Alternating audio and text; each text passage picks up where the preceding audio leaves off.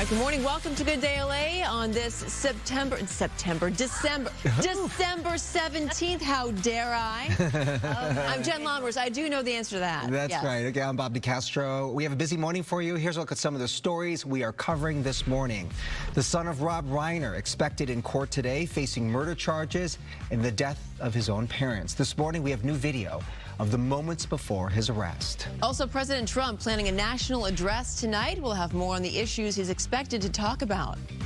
Also, big crowds, big holiday events coming to Southern California and Los Angeles County. Sheriff Robert Luna is with us this morning in the studio to talk about safety heading into 2026.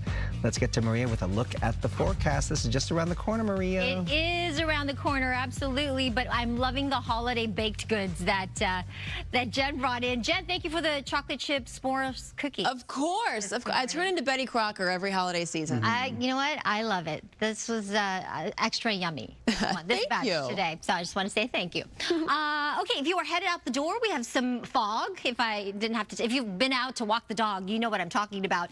Zero visibility in Burbank right now. Less than a quarter-mile visibility in a lot of areas this morning. So you're going to want to slow it down significantly, or delay your travel for a bit until those clouds and the fog dissipates. Dense fog advisory in effect until about 10 a.m. this morning. Otherwise, temperatures right now ranging from 40 degrees in Fraser Park, 55 downtown LA, Santa Ana, Santa Monica, similar conditions, 57 in Long Beach, 52 in Big Bear to that 60 degrees in Palm Springs. Eventually, you'll get up to the mid-80s in Palm Springs, there in the low desert, 70 in the high desert areas, the mountains, 63 in Big Bear, lots of sunshine there. In our valleys, the Inland Empire approaching 90 degrees today. So depending on where you are, it's going to be pretty warm and sunny. Downtown LA still going to have some of that cloud cover, 71 this afternoon to 65 at our coast. We'll talk about the significant changes we're expecting in our weather pattern finally, right, as we get into Christmas week next week. I'll go over all the details when I come back. But first, let's head back up to Stu in Sky Fox, getting a bird's eye view of not just the foggy conditions out there, but the traffic, of course. Good morning, Stu. Hey, good morning, Maria. Maria, I'm just going to put in the request. I know you really can't do it, but can we just not have fog tomorrow?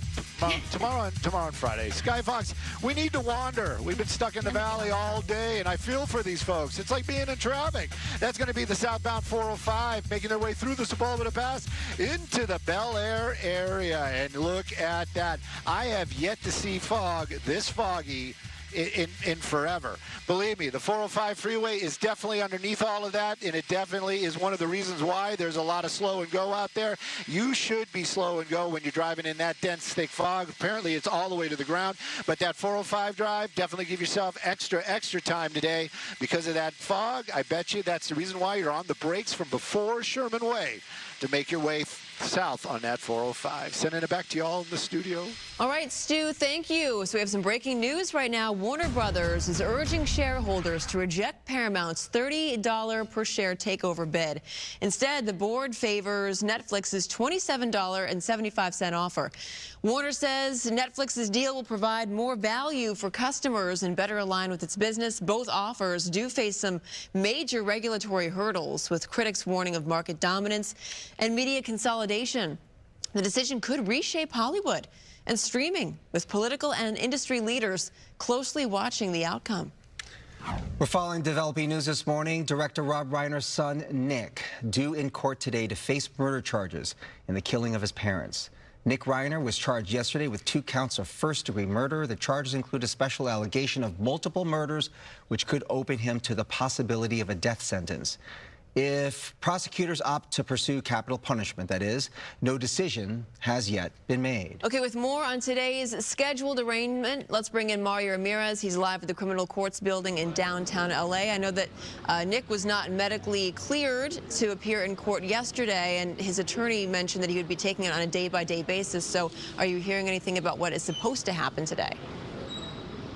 Well, prosecutors do confirm that he is expected to be in court today, and we heard from a defense attorney not connected with the case earlier who told us that this could be because he was resisting transport from the jail here to the courthouse, or maybe was having some sort of medical episode. The details, we're really not sure exactly why, but we do know that he is expected to appear before a judge today on double murder charges. Now take a look. You can see the 32-year-old pictured here with his family. This is at a recent movie premiere earlier this year. The 32-year-old now at the center of this shocking double murder case.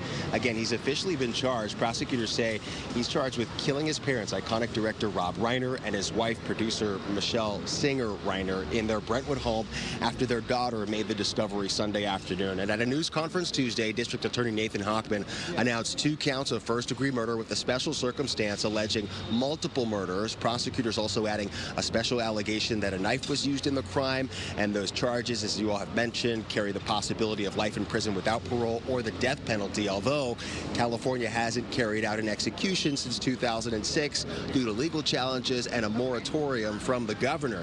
Meanwhile, DA Nathan Hochman says no decision's been made on whether or not prosecutors will seek the death penalty. He called this an extremely difficult case. Every single inmate goes through a medical clearance before they can be transported to court. Every one of them. Okay. And that's a process. It's just a procedural issue. And he has not yet been medically cleared. What him not being medically cleared to get on the bus can mean one of a few things. There may be some kind of mental health episode occurring, either where he is refusing to get on the bus or he needs to be seen by a psychiatrist. Can you tell us what his mental state is right now, Mr. Jackson? Yeah, no comment on his current medical state. Investigators allege Nick carried out the stabbings in the morning hours Sunday. Detectives learned he'd been living at a guest house on the property, and he was not home when police arrived, arrested hours later near USC at Exposition Park, and police say he did not resist. Now, we haven't heard from authorities about any sort of possible motive. We know autopsy results for both Rob and Michele Reiner are pending, and back out here at the courthouse, you can see this sea of media cameras here. It continues to grow as we wait for updates, possibly hearing from the defense attorney and that arraignment getting underway this morning. For now, that's the latest here at the courthouse. We'll send it back to you in the studio. Wow, that's a lot of media, international media, so much attention on this case, Mario. Yeah, this shows what kind of a giant he was in the industry and what of an impact and legacy he's had on so many people. That's right. We'll see what happens there, Mario. We'll check in with you in just a bit. Meantime, we are learning more about what happened earlier that night when Rob, Michele, and Nick Reiner attended a holiday party at the Pacific Palisades home of Conan O'Brien. Yes, so reading this Hollywood Reporter article really paints the picture of their last few hours, mixed in with a lot of friends and Hollywood executives and what was supposed to be a magical happy night, right? So the Hollywood Reporter just published a piece that described a scene that was building tension amongst Rob, Michele, and Nick. It said that Nick's name was not on the party invitation for Conan's holiday party, but that his parents asked Conan O'Brien if he could tag along because Nick was living with them in their guest house at the time, and they did not want him to be by himself. At the party, Nick was wandering around on his own, interrupting conversations, and also just being blunt and asking people who they were and if they were famous. And what their last name was. Heard that too. This was a party filled with powerful Hollywood executives and creatives, names like Jane Fonda and Bill Hader. And according to a witness, Hader calmly responded to Nick that he was engaged in a private conversation, and Nick glared at him for what felt like an uncomfortable amount of time. Sometime later, shouts echoed. All conversations stopped and turned toward that noise, and it was Rob and his son having it out over Nick's very unsettling behavior, very asocial, very uncomfortable. And minutes later, the Reiners were mortified, as you can imagine, apologized to Conan O'Brien and left the party. It has not been determined if Nick did leave with them. I would have to imagine that would be pretty embarrassing. Oh, absolutely. You know, first of all, you're asking, hey, can we bring our son because we don't want him to be alone? Then you bring him. Everyone is dressed up. He's in a hoodie. People are kind of looking at, you know, who is this person? And then their son causing a scene at this holiday party, which was supposed to end the year on a high note because in January it started out on such a sad one. Conan O'Brien lives in the Palisades where a lot of the homes around him were affected by the fires. He himself was evacuated because of the fires. He wanted to end the year with some hope, with some peace, and then that happens. And then New York Times this morning is reporting that Romy, who's 27 years old, their daughter, I guess there was a massage therapist who was trying to get access to the home. To the gate. Couldn't do it. Told Romy about it. She went in and found her father dead, ran out of the home, fled. Called 911, and, which I'm sure is a call that will come out publicly at some point. Yeah. And that's when she found out through an officer who was there on scene that her mother was dead too. That her mother. And I cannot imagine No. how crushing that had to have been for her in that moment. Now that you're getting these details, you just think about her mindset in that moment. You go into the house, you're not expecting that. You see your dad. Immediately she fled to call 911, did not stay in the house to see where her mom was or anything, and you just think about what she must have been thinking and feeling in that. And she was allegedly the person who had said to the authorities, you should consider my brother, unfortunately, a suspect in all of this. And you have to wonder, leading up to this, were there any really big violent episodes? You know, maybe this stuff will come out a little later. But was this just out of the norm? We had heard that he had destroyed or parts of the guest house or had, but you know, did it ever get to a point where he was violent? He might have been physically violent toward the family. Right. Maybe that he snapped that. Yeah. All right, Amanda, thank you. Just into our newsroom, we're showing you footage here of the 32-year-old Nick Reiner calmly walking around a gas station in Exposition Park near USC. It's about 15 miles where his parents were killed. Wearing a black ball cap, a backpack. Police say the footage was taken around 9 p.m. on Sunday night. This is just moments before Nick was arrested. You can see him leaving that store, and then moments later he was surrounded by police and taken into custody. Gigi Graciette will be joining us in the studio in a few moments to dive into this video a little bit more and tell us what more we are learning. All right, still ahead, an Amazon driver accused of dropping off packages and then taking the homeowner's pet. We're going to show you the video. Also ahead, turkey was the star of Thanksgiving. What about Christmas? We take a look at what one app is saying about your favorite holiday item. Hey, this is going to be the star of Christmas for nearly 1,000 little kids. Look at all these toys. I got to sneak my way into the toy tent. It's going to be a really good morning for so many families who are in need. I can't wait to show you.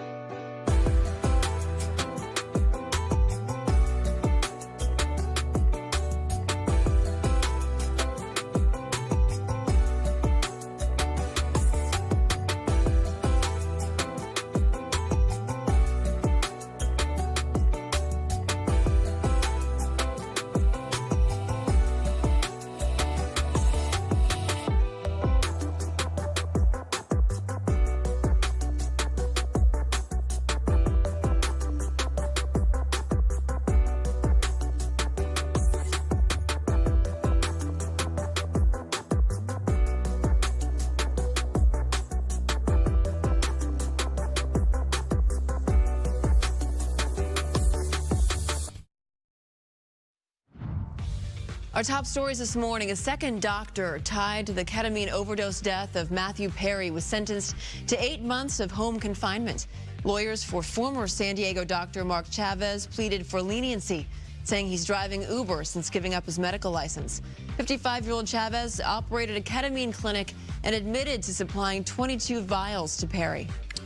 The Tyler Skaggs death trial is in the hands of the jury. They're tasked with determining whether the Angels knew or should have known that their former communications director was providing drugs to Skaggs. The 27-year-old pitcher died in 2019 from an overdose on a team trip. The team denies responsibility, saying the actions happened in private. President Donald Trump plans to address the nation tonight. The White House says the president will reflect on his first year and outline plans for the future, focusing on the economy and foreign policy. Key topics may include expiring Obamacare subsidies and a new blockade on Venezuelan oil. You can watch the address right here on Fox 11 at 6 o'clock tonight. A family in Lakewood needs help finding their missing cat after a shocking incident that was caught on camera. Look at this security footage showing an Amazon delivery driver walking away with their beloved cat named Piper during a package drop-off on December the 11th.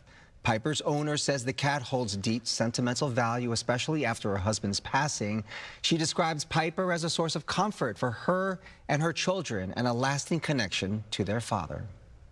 She is a really special cat to us. My husband passed away in an accident, and we got her 2 months prior to that. So she's kind of been a source of comfort, especially for the kids, and she's kind of that lasting connection, you know, to him. Diane says she's repeatedly contacted Amazon. The company identified the driver as a third-party flex contractor, but has not been able to reach him. The family's asking anyone with information to come forward. Well, aside from last-minute holiday gifts, there's also several last-minute go-to grocery items as we get ready for the holidays. Instacart analyzed 1 million orders to find out which food orders peak ahead of Christmas. According to the report, orders of ribeye roasts increased more than 2,000% leading up to Christmas. Wow. Close behind is prime rib, corn husks, and fruitcake. Fruitcake? Come on. Wowie, wow. Did the fruitcake industry order the study or what? Right, exactly. Or did the fruitcake make a comeback? I doubt that. Meantime, eggnog remains a seasonal favorite across the U.S. I've never made a prime rib before. Have you ever made a prime rib? So my mother-in-law does every year, and it's delicious. I'm sure it is. It sounds complicated. It is. It takes a lot of love and attention and time a little tricky to do it right. To know. What's your dish, Maria, for Christmas? I really don't do the cooking, but I love when my mother-in-law makes her twice-baked potatoes. Ooh, that sounds good. That's really one of my favorites, and then we will have the prime rib there, but the twice-baked potato is really something that I look forward to every year. So Yum, yum. That recipe is so good. 55 degrees right now for downtown LA. This is getting you in the mood. And it's been tough because that whole month of December thus far has been so warm, right? Well, we're going to finally look for a change in this weather pattern as high pressure starts to break down. A little weaker, actually, today. But storms are still staying to our north in the Pacific Northwest. We're getting some showers, though, into Northern California. The Sierra Nevada, as this next system moves in, could get some more snow this weekend. So that's great news for you if you're headed up to Mammoth and want to do some snowboarding or some skiing. This high will continue to weaken as we get to the rest of the weekend into next week, and we could be looking at a big shift in our pattern, our weather pattern changing, and we could get some stormy conditions, or at least a wintry type storm that could be moving in just in time for Christmas Eve and Christmas Day next week. In the meantime, we will welcome the winter season officially here in the Northern Hemisphere on Sunday. This is on the 21st, and we mark it at 7:03 in the morning when the sun's rays are over the Tropic of Capricorn. It is the shortest day. And we say that in terms of the amount of daylight hours. Sunrise is expected to be around 6:54 and setting at 4:47. So the shortest amount of daylight hours here during this time. Today, we are looking at a lot of sunshine again. 71 for downtown LA later this afternoon, a high of about 67 in San Diego. Just a quick look at our day planner here for Anaheim. We start with the clouds, of course. You saw the clouds and the fog dissipating, in a high in the upper 60s to near 70 later there this afternoon. Stay with us. We will be right back after this quick break, so don't go anywhere.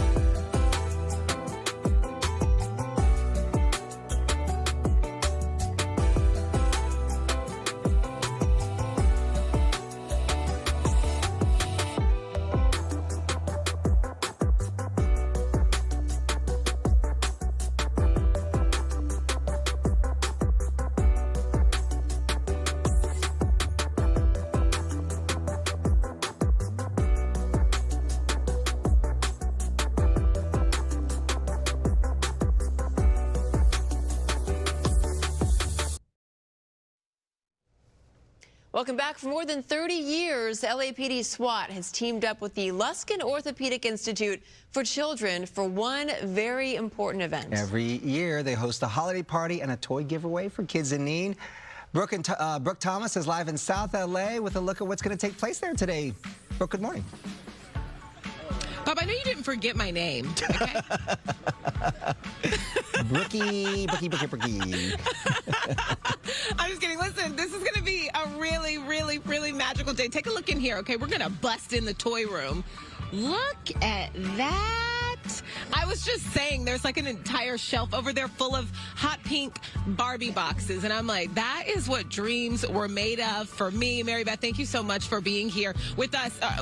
Actually, I should say allowing us to be here with you. And I see a line already forming over there. You all expect to give away Christmas early. Yes. With Santa's help. Yes. To some nearly 1,000 families. I'm so excited about this day. Tell me, I just have to ask, why do you all do this? We do it because it's our way of saying thank you to the community for sponsoring us all year long and allowing us to take care of your orthopedic needs. It's our way of giving back. There are going to be so many smiles. So for people who are not familiar, explain what you all do here at Luskin. Luskin Orthopedic Institute for Children, 114 years we've been taking care of kids regardless of ability to pay. Anything orthopedic, bones, muscles, joints, nerves, connective tissue. So we do it.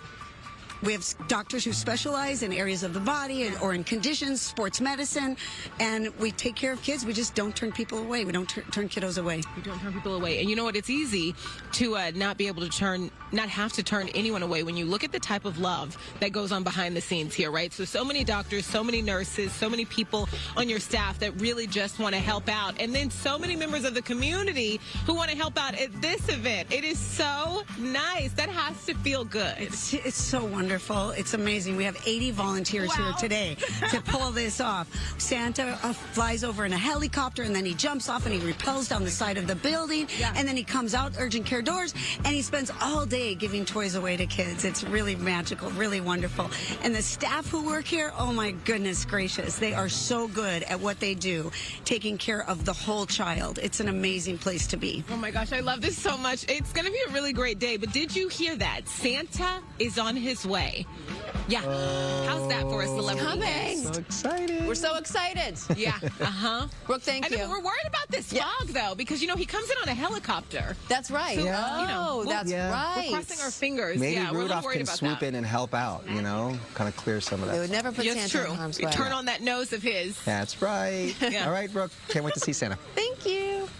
All right, still ahead, LA County Sheriff Robert Luna is going to be here. We have a lot to talk to him about, including what the department is doing to keep us safe as we approach the very busy holiday season. A lot of gatherings happening, as well as looking ahead to what's in store for the new year. We'll be right back.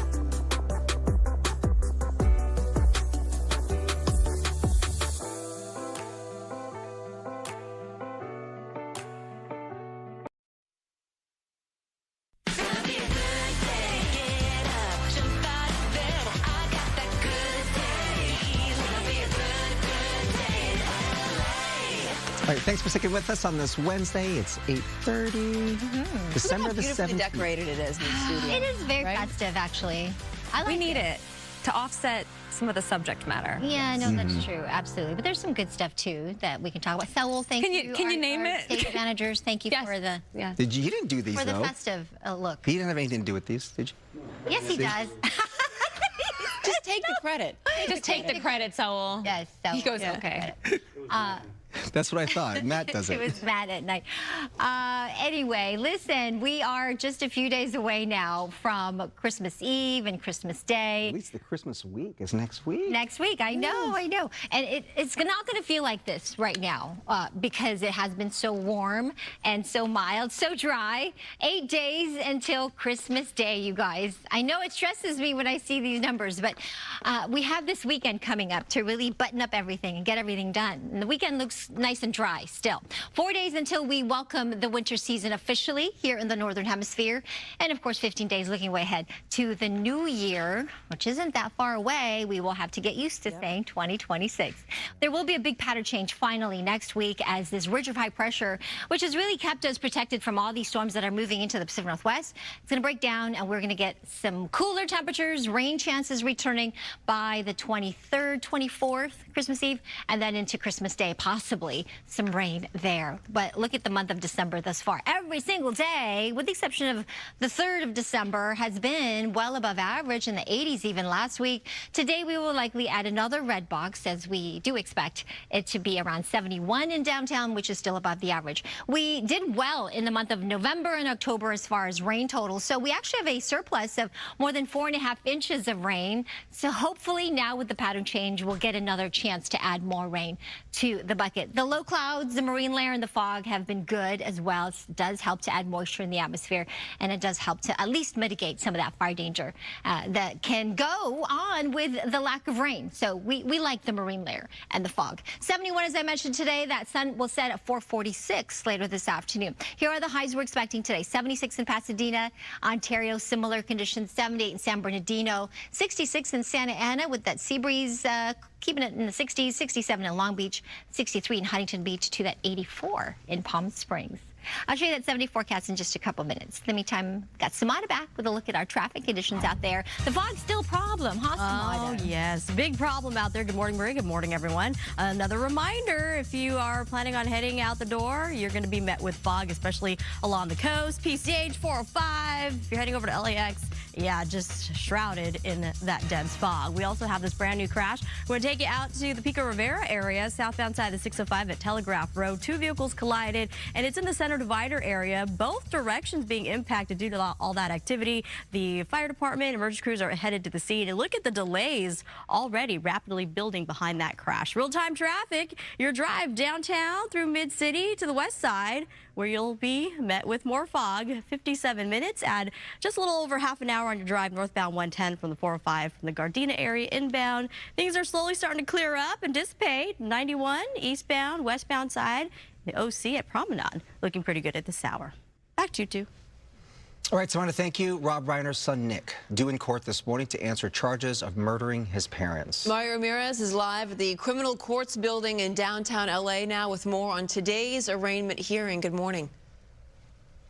Jen, Bob, good morning. We just learned prosecutors have now arrived here to the Criminal Courts building downtown. Still no sign of the defense, but it is a packed house. Just take a look around me. We've got cameras from all over. This will be a real test of how this case will be handled before a judge in court. And this is one of several entrances. We may hear from Nick's defense attorney before he enters the courtroom here. Meanwhile, take a look. Nick Reiner pictured here at a movie premiere earlier this year. Rob and Michele Reiner's 32-year-old son expected to make his first court appearance today, now formally facing 2 counts of first-degree murder. Now, prosecutors have also filed special circumstances for multiple murders and an allegation he used a knife, making this a potentially life without parole or death penalty eligible case under California law. So in court today, we're expecting the judge to address the charges, his custody status, he's being held without bail right now, and whether he can enter a plea today or if this court proceeding gets pushed back again after he missed Tuesday's appearance for medical clearance issues. Now, the prosecutors handling the case, they're still building out the evidence trail, including the investigation's timeline and what detectives say they've collected so far from that Brentwood home and other locations connected to the case. And on the defense side, Nick, now represented by high-profile attorney Alan Jackson, a former top LA County prosecutor who's handled major cases. And even though prosecutors can seek the death penalty here in California, the state has not carried out an execution since 2006, and Governor Gavin Newsom's 2019 order put a moratorium on execution, citing ongoing legal and protocol problems. So back out here at the courthouse, we're following this very closely. We're expecting updates here, and as soon as we get them, we'll bring them to you. But we have a crew, Christina Gonzalez, inside the courtroom for any of those breaking details. For now, live downtown, we'll send it back to you in the studio. Yeah, we have a team of reporters there covering every aspect of this. Mario, we'll check in with you. Thank you so much. Nearly a year after the deadly Eaton fire, survivors are calling on Southern California Edison to provide urgent relief to keep families housed this winter. A coalition of community groups gathered Tuesday to present a plan to prevent a worsening housing crisis. 8 in 10 Eaton fire families remain displaced, with most running out of housing funds. Many are still living in their cars. The coalition says Edison should do the right thing and provide temporary emergency housing relief that's completely separate from any compensation or settlement process. Not statistics. We're not claim numbers. We are people, working families who did everything right and now are fighting just to make whole. This press conference is not about sympathy. It's about responsibility. It's about accountability. And it's about justice for thousands of residents whose lives were upended. No comment as of yet from the utility. Edison is facing several lawsuits alleging the fire was sparked by its faulty equipment. The Amazon distribution center near LAX has just sold in a record-breaking deal. The warehouse on 98th Street near the gates of LAX was bought by Morgan Stanley for $211 million. It's the largest industrial sale in Los Angeles this year. The 143,000 square foot property is at a high-demand logistics hub. The sale also includes several parking structures that serve the airport. Experts say e-commerce growth and limited space near LAX are driving investor interest.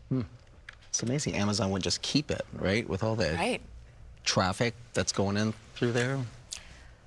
Pop quiz. Yeah. Uh-oh. You know I love a pop quiz. Lay it on us. There are only 2 movies in 2025, so you're part of this game too, that have made the $1 billion club. Now, I think there was a lot of big movies this year.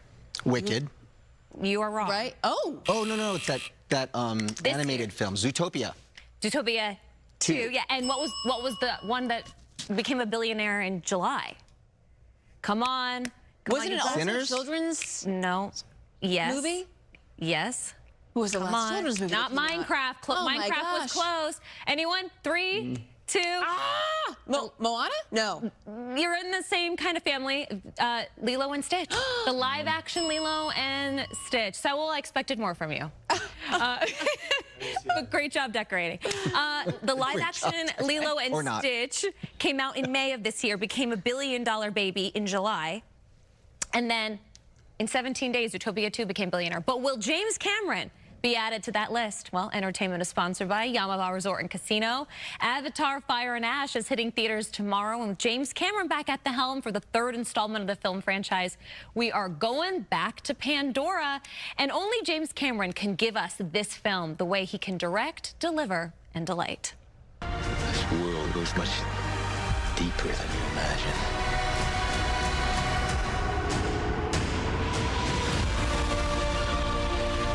Well, now we can put the Navi back in Feliz Navidad. Oh, yeah, exactly. Well, Christmas movie. There we go. It's going to be a blue Christmas. It's going to be a blue Christmas in the best way possible. This is the only pure thing in this world. 3rd time's a Pandora's charm. Here we go. With fire and ash.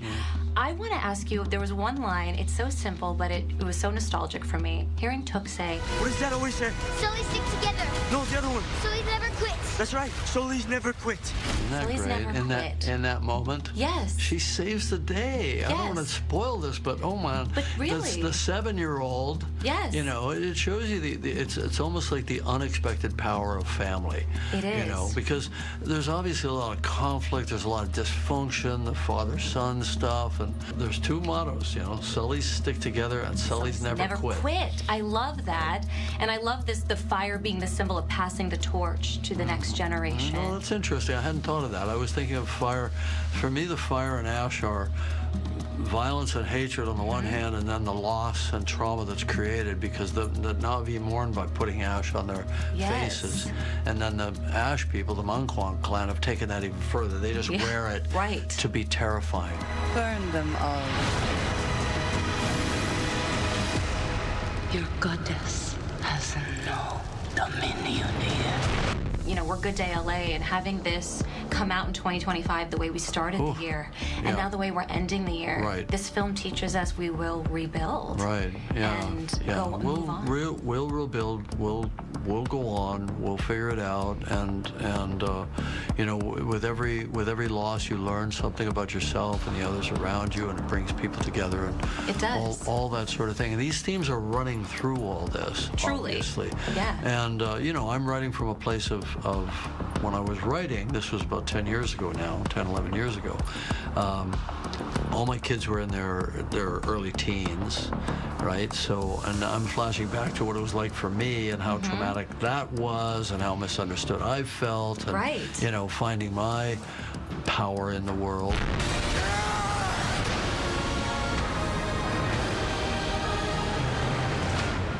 Avatar Fire and Ash opens tomorrow. Will it join the $1 billion club? We will wait and see. It's definitely going to be #1 at the weekend box office. If anyone can do it, James Cameron can. That's true. And blue people. And what? And blue people. And blue people. That's right. Well, last hour we asked you which drama series are your favorite on this list. Let's check in. Okay, 0% like political dramas. Nobody watched House of Cards back in the day? Nobody a West Wing fan? Yeah, right? Crime dramas is the winner right now. 55% of you enjoy your crime dramas. No one needs a political drama because we live that every day. Correct. That's true. Understood, brother. All right, now to a student-run cafe in South LA. It's doing some great things for the community. Coco McAvoy is there with a look at this. Coco, good morning. Hey there, it's a busy day here at Sola's 60th Street Cafe in South Central. And this is a student-run cafe and culinary program that's truly amazing, servicing the community. I am here with Andrew Chavez now. He is a student. Andrew, you're graduating today. Your thoughts on graduating from this great program? I'm very excited today. I know today's going to be a long day, but with everybody's help today, it should go by very quick. And tell us about what inspired you to join this program. Something that inspired me to join this program actually was to improve my culinary skills, to help around the house, help my mom cook, and also just to keep me on my feet all day. You are going into the military. Congratulations to you. If you can talk about how this program here is going to help with that. Yeah, so overall, I'm like always into the gym. So like during the military, I'm gonna use my culinary skills to help me create healthy foods and help me create meals for other people to have a smile on their face. Tell us about your favorite dish, what you like cooking the most. What I like cooking the most is birria, because although it takes a long time to cook, when you cook it perfectly, it comes out very tender and it comes out very good. But at this cafe, I enjoy cooking the smash burgers because they're kind of simple to make and they don't take that long. And Andrew, why do you think it's important to have 60th Street Cafe here in South Central? I think it's important because it teaches people like me different skills such as knife skills and communication skills as well. Because without communication skills, you're just going to be running into each other in the kitchen.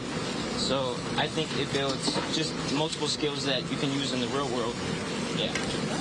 Thank you so much. much, Andrew, for talking to us while you're busy cooking as well. Huge day here at Sola's 60th Street Cafe at the Beehive in South Central.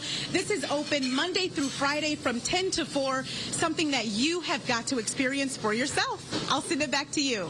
Love it. All right. Thank you, Coco. Thanks, Coco. So coming up with major holiday events nearly 2 weeks away, Sheriff Robert Luna is joining us with a preview in studio. He'll be right here. We're talking holiday safety, year-end preparations across LA County. He'll be with us in just a few moments. Let's get to Samara first with a look at traffic. And we're going to try to help keep you safe on the roadways. The fog's still a problem. Good Daily Traffic sponsored by the law offices of Jacob and Ronnie. Call jacob.com. It is busy out there. The fog is still an issue. And we have this multi-vehicle crash, the possibility that it also involves a motorcycle, and 2 lanes shut down due to that accident. The LAFD is headed to the scene northbound 405 at Culver Boulevard, and the delays continue to be a big problem there. And over to this crash, we have a 3-vehicle collision northbound side of the 5 at Wanapara Sarah Road in San Juan Capistrano. We've got tow trucks on the way there. Just a heads up, that's part of your commute. Give yourself extra time. And a collision southbound side of 605 at Telegraph Road. We brought you this crash earlier. 2 vehicles collided in the center divider area, and it is impacting both directions. A really tough drive, a struggle there, and that's a live Caltrans camera of the backup. Oh boy, be careful. Here's a look at some other traffic hotspots. I looked up and just ran. Maybe we need to seek somebody who does have the expertise to be able to guide us through the process. If you're getting to an accident, you're in good hands by dealing with Jacob and Ron. Call Jacob.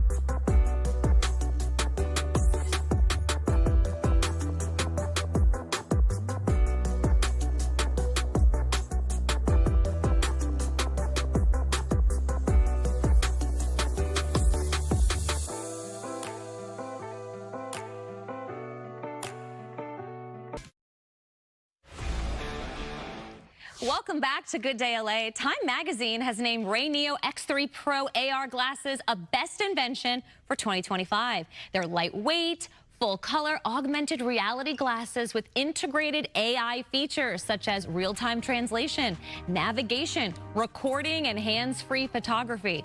And today, just in time for the holidays, Good Day LA wants to hook you up with a pair of Rayneo X3 Pro AR glasses. So enter for a chance to win on our website at foxla.com/contest, or go ahead and scan the QR code right there on the screen. Good luck, and now let's go to Maria for weather. Thank you, Amanda. This weather is sponsored by the law offices of Larry H. Parker. As we take a look outside, definitely still seeing that fog and that cloud bank that has extended inland this morning. So please be extra careful as you head out the door. We do have that dense fog advisory still in effect. As we take a look at one of our computer models, high pressure starts to break down this weekend. So look at the changes. December 21st, the clouds increase, and then Christmas Eve, we could see widespread shower activity for us. Nothing too heavy, but it could continue on into Christmas Day. So it's been a while since we've seen rain, and we could use a little bit of rain and maybe some mountain snow. Looking at our 7-day forecast, we will expect plenty of sunshine until then. 71 for downtown LA today, maybe even a bump up in temperatures tomorrow. Winter officially arrives on Sunday, just in time for that cooling trend, and then next week we will dip slightly below the average with that new system moving in. 87 degrees in the valleys in the IE, so staying warm inland, and then we've added the raindrops for a slight chance for some drizzle or light showers by Tuesday, and then perhaps a little bit more widespread rain on Wednesday. The mountains 63 today in Big Bear. High desert areas 70 degrees.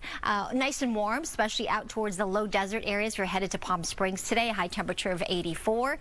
And even there in the Coachella Valley, some clouds increase just in time for the first day of winter. Into the better part of next week, some clouds and a slight chance for some light showers. Of course, I'll keep you posted as we get closer to next week. Back to you.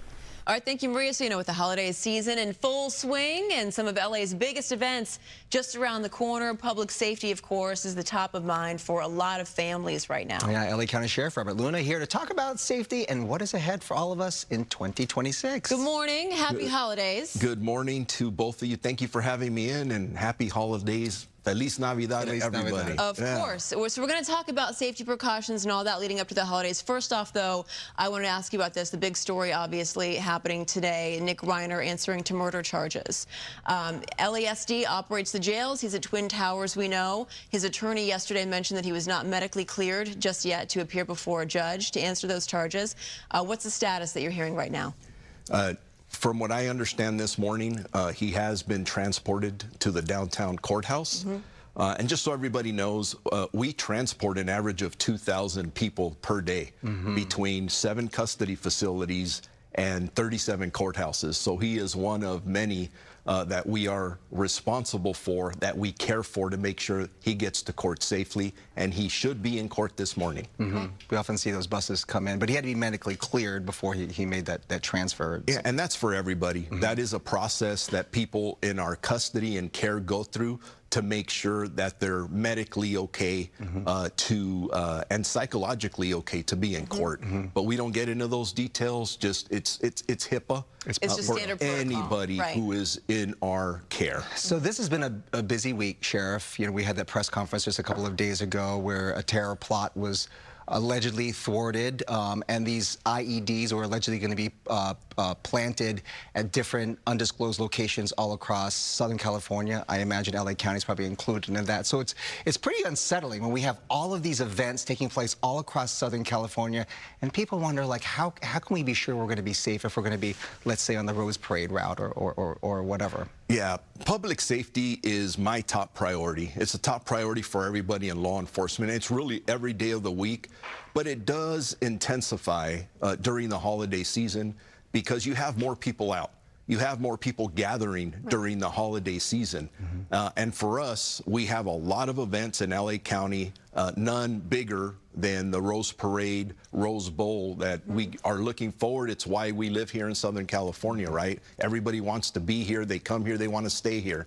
I can assure people that we have been making efforts for months from the perspective of planning with the Pasadena Police Department, where they're our partners. They do a great job, but we augment the resources with hundreds and hundreds of deputies, specialized units, all in the effort to make sure that we're safe. But part of that, to your question about the presser that happened earlier this week, is that we are on 24/7. Our intelligence capabilities, through our Joint Terrorism Task Force, through other task forces that we're assigned to with federal, state, and other partners. We don't do this by ourselves. It's very complex. And that Monday press conference was a perfect example of us being on the job, being proactive in investigations, and that is critical to keeping everybody safe. But I do want to say this. As we gather, it is critical for our community members that if they see something, if they read something, if they hear something, please, you got to let us know. Right. Because that's how we end up foiling a lot of plots that could kill other individuals, community members. So please pay attention to your surroundings, be very vigilant, specifically in this holiday season, because a lot of the threats that we follow, and I want to be specific, there's no specific threat to our area today, but the threats that we're paying attention to for the entire world, a lot of them are based on religious holidays. Christmas coming up. Right? In Australia, what a sad situation that was. And to think that somebody's targeting other people for their religious beliefs is absolutely outrageous and unacceptable. We were talking about this briefly off camera, but I mean, I feel like this year has felt like 10 years. And when you think back to how the year started with the wildfires, it feels like it was only just yesterday, and then the immigration raids. This has been a heck of a year. What's your appraisal of it, and what are your hopes going into this new year? So 2025 was a rough year, and you just named some of the primary reasons. Personally, I have another one. I lost 3 deputies in an incident back on July 18th. We never forget them or their families. So yes, there's been a lot of things that have happened, but I am very proud of the men and women of the Los Angeles County Sheriff's Department, that whether it was fires, the immigration raids, we've stepped up to the plate. But you know who else has stepped up to the plate? Our community. It is awesome to see the resilience, the heroics from a lot of our men and women, other law enforcement agencies, our firefighters, but the humanity that I saw in the middle of everything you just named is off the charts. People who wanted to come forward and give food, water, clothing, money. It was amazing, and I'm very proud of LA County and the way it's really stepped up to the plate. So yeah, a lot of negative things, but you try to look for the positive, because you encourage that positivity from our community to really say, take care of each other. And just like for the holiday season, my message is always, there are people out there who need food. There are people out there, kids who need toys. And you see a lot of the giving, that caring for our neighbor going on, that has to continue. Even as you guys are reporting the story of the Reiner family, which is so sad, but man, we got to hold together and remind people that we're better than that, and we are, and we prove it every day. We're going to end it on I like that to end on. Yes. Thank you, Sheriff. Happy holidays to you, Sheriff. Great to see you, and to all your deputies in the department, of course, their families as well. Tamales for everybody. Tamales for everyone. We love it. Thank you, Sheriff. Good day, LA at 9 a.m. right after the break. We'll be right back.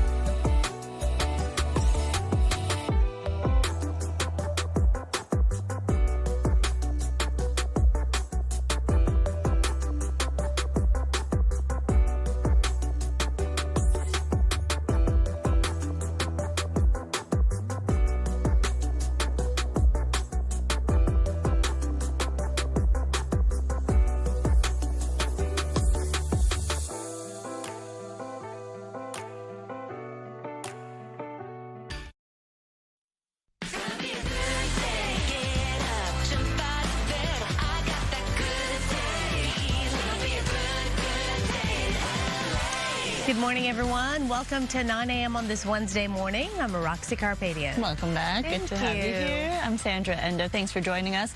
Let's take a look at today's headlines. The son of Rob and Michele Reiner due in court today on double murder charges. What we're learning about the deaths of his parents. Plus, we're learning more about the holiday party that happened just hours before the murders took place. Including how Nick Reiner got there when he wasn't initially invited by the host, Conan O'Brien. We'll bring you more details in this report. And Warner Brothers announcing its preferred bid in a takeover battle between Netflix and Paramount. We'll have those developments, but first a check on weather. Yes, we've got the fog that's still out there. In fact, quite dense. The visibility map showing you the reduced visibility here out in Burbank, nearly zero. Very much reduced in Santa Monica, Torrance, Los Alamitos, Fullerton. This is why we have the dense fog advisory that's still in effect through at least 10 a.m. this morning. So some hazardous driving conditions out there because of the fog. So please make sure you slow it down if you are headed out on the road. 52 degrees currently in Burbank, 54 in Oxnard, 57 in Fraser Park, 53 in Corona. Out in Big Bear right now, it's 55, 66 degrees in Palm Springs. High temperatures today ranging from 84 in Palm Springs, so nice and warm in the low desert. High desert areas 70, 63, eventually up into the mountains like Big Bear. Downtown LA around 71 today. We do have that onshore flow, that sea breeze impacting our weather here near downtown, but offshore flow elsewhere, valleys, IE, we're looking at 87 with lots of sunshine later this afternoon. I'll share the rest of the forecast and we'll talk about a big pattern change in our weather in just a few minutes. Back to you. All right, just into our newsroom footage showing 32-year-old Nick Reiner calmly walking around a gas station in the Exposition Park area near USC. This is about 15 miles from where his parents were killed. He is wearing, as you can see, a black ball cap, red backpack. Police say that this footage was taken around 9 p.m. on Sunday night. Just moments before he was arrested, you see him leaving the store, and then moments later, he's surrounded by police and taken into custody. Nick Reiner, of course, is due in court this morning to face murder charges in the killing of his parents, Rob and Michele Reiner. Nick Reiner was charged yesterday with 2 counts of first-degree murder with special circumstances. The charges include a special allegation of multiple murders, which could open him up to a possible death sentence if prosecutors opt to pursue capital punishment. No decision on that yet has been made, and Reiner has retained high-profile attorney Alan Jackson, who previously defended Harvey Weinstein on rape charges. And with more on today's arraignment hearing, let's head out to Mario Ramirez. Yeah, he's live at the criminal courts building in downtown LA with the very latest. Hi there, Mario. Hi, Sandra, Roxy. Today marks the first time that Nick Reiner, the 32-year-old son of Rob and Michele, will be coming face-to-face with those charges that have officially been filed. And just moments ago, we saw his defense attorney walking in here to the criminal courts building. Let's play that out so you can take a listen. Have you spoken with Nick Reiner today? Can you speak to how he's been doing since being taken into custody at all? Do you have any plans on having his bail, the no bail, withdrawn? We'll probably have a few comments after court. Any comment at all? Defense attorney Alan Jackson had no comment when it came to Nick's current condition, if he's spoken to him since his arrest, or if he plans to have that no bail withdrawn. Now, the 32-year-old he is now charged in the double murder case involving his own parents. Prosecutors say Rob Reiner and his wife, Michele Reiner, were stabbed to death before the couple was found inside their Brentwood home Sunday by their daughter. And at a news conference Tuesday, District Attorney Nathan Hochman announced those charges against their son. He's now charged with 2 counts of first-degree murder, and prosecutors added a special circumstance alleging multiple murders, also alleging that he used a weapon, a knife. Now, if convicted, Reiner could face life in prison without parole or the death penalty, although California hasn't carried out an execution since 2006 due to legal challenges and the current governor's order. Investigators say those stabbings happened Sunday morning before Nick was arrested later that night, and initially he was set to appear for his arraignment Tuesday before we learned that it was postponed because he wasn't yet medically cleared. So again, back out here just outside the criminal courts building, he is expected to face a judge on those charges that were filed yesterday. We have Christina Gonzalez inside the courtroom for any of those breaking details, and we'll be be following this here throughout the day. For now, live downtown, I'm Mario Ramirez. We'll send it back to you. All right, Mario, thank you. And there are still so many unanswered questions when it comes to this tragic situation, like what led to such an escalation of violence, and how did the suspect overpower two people? Questions about the weapon used were also something the LA County District Attorney was asked about. He has been alleged, one of these special allegations is that the murder was committed with a deadly weapon or a knife. As to where and how the weapon was located or will be located, that will actually be evidence we'll present in court. Nick Reiner's whereabouts on the day of the crime are still being pieced together, and this Santa Monica hotel could be a key part of the investigation. TMZ reporting that Nick Reiner checked in to the Pierside Santa Monica around 4 a.m. Sunday. A hotel staffer there later found blood in his shower and on his mattress.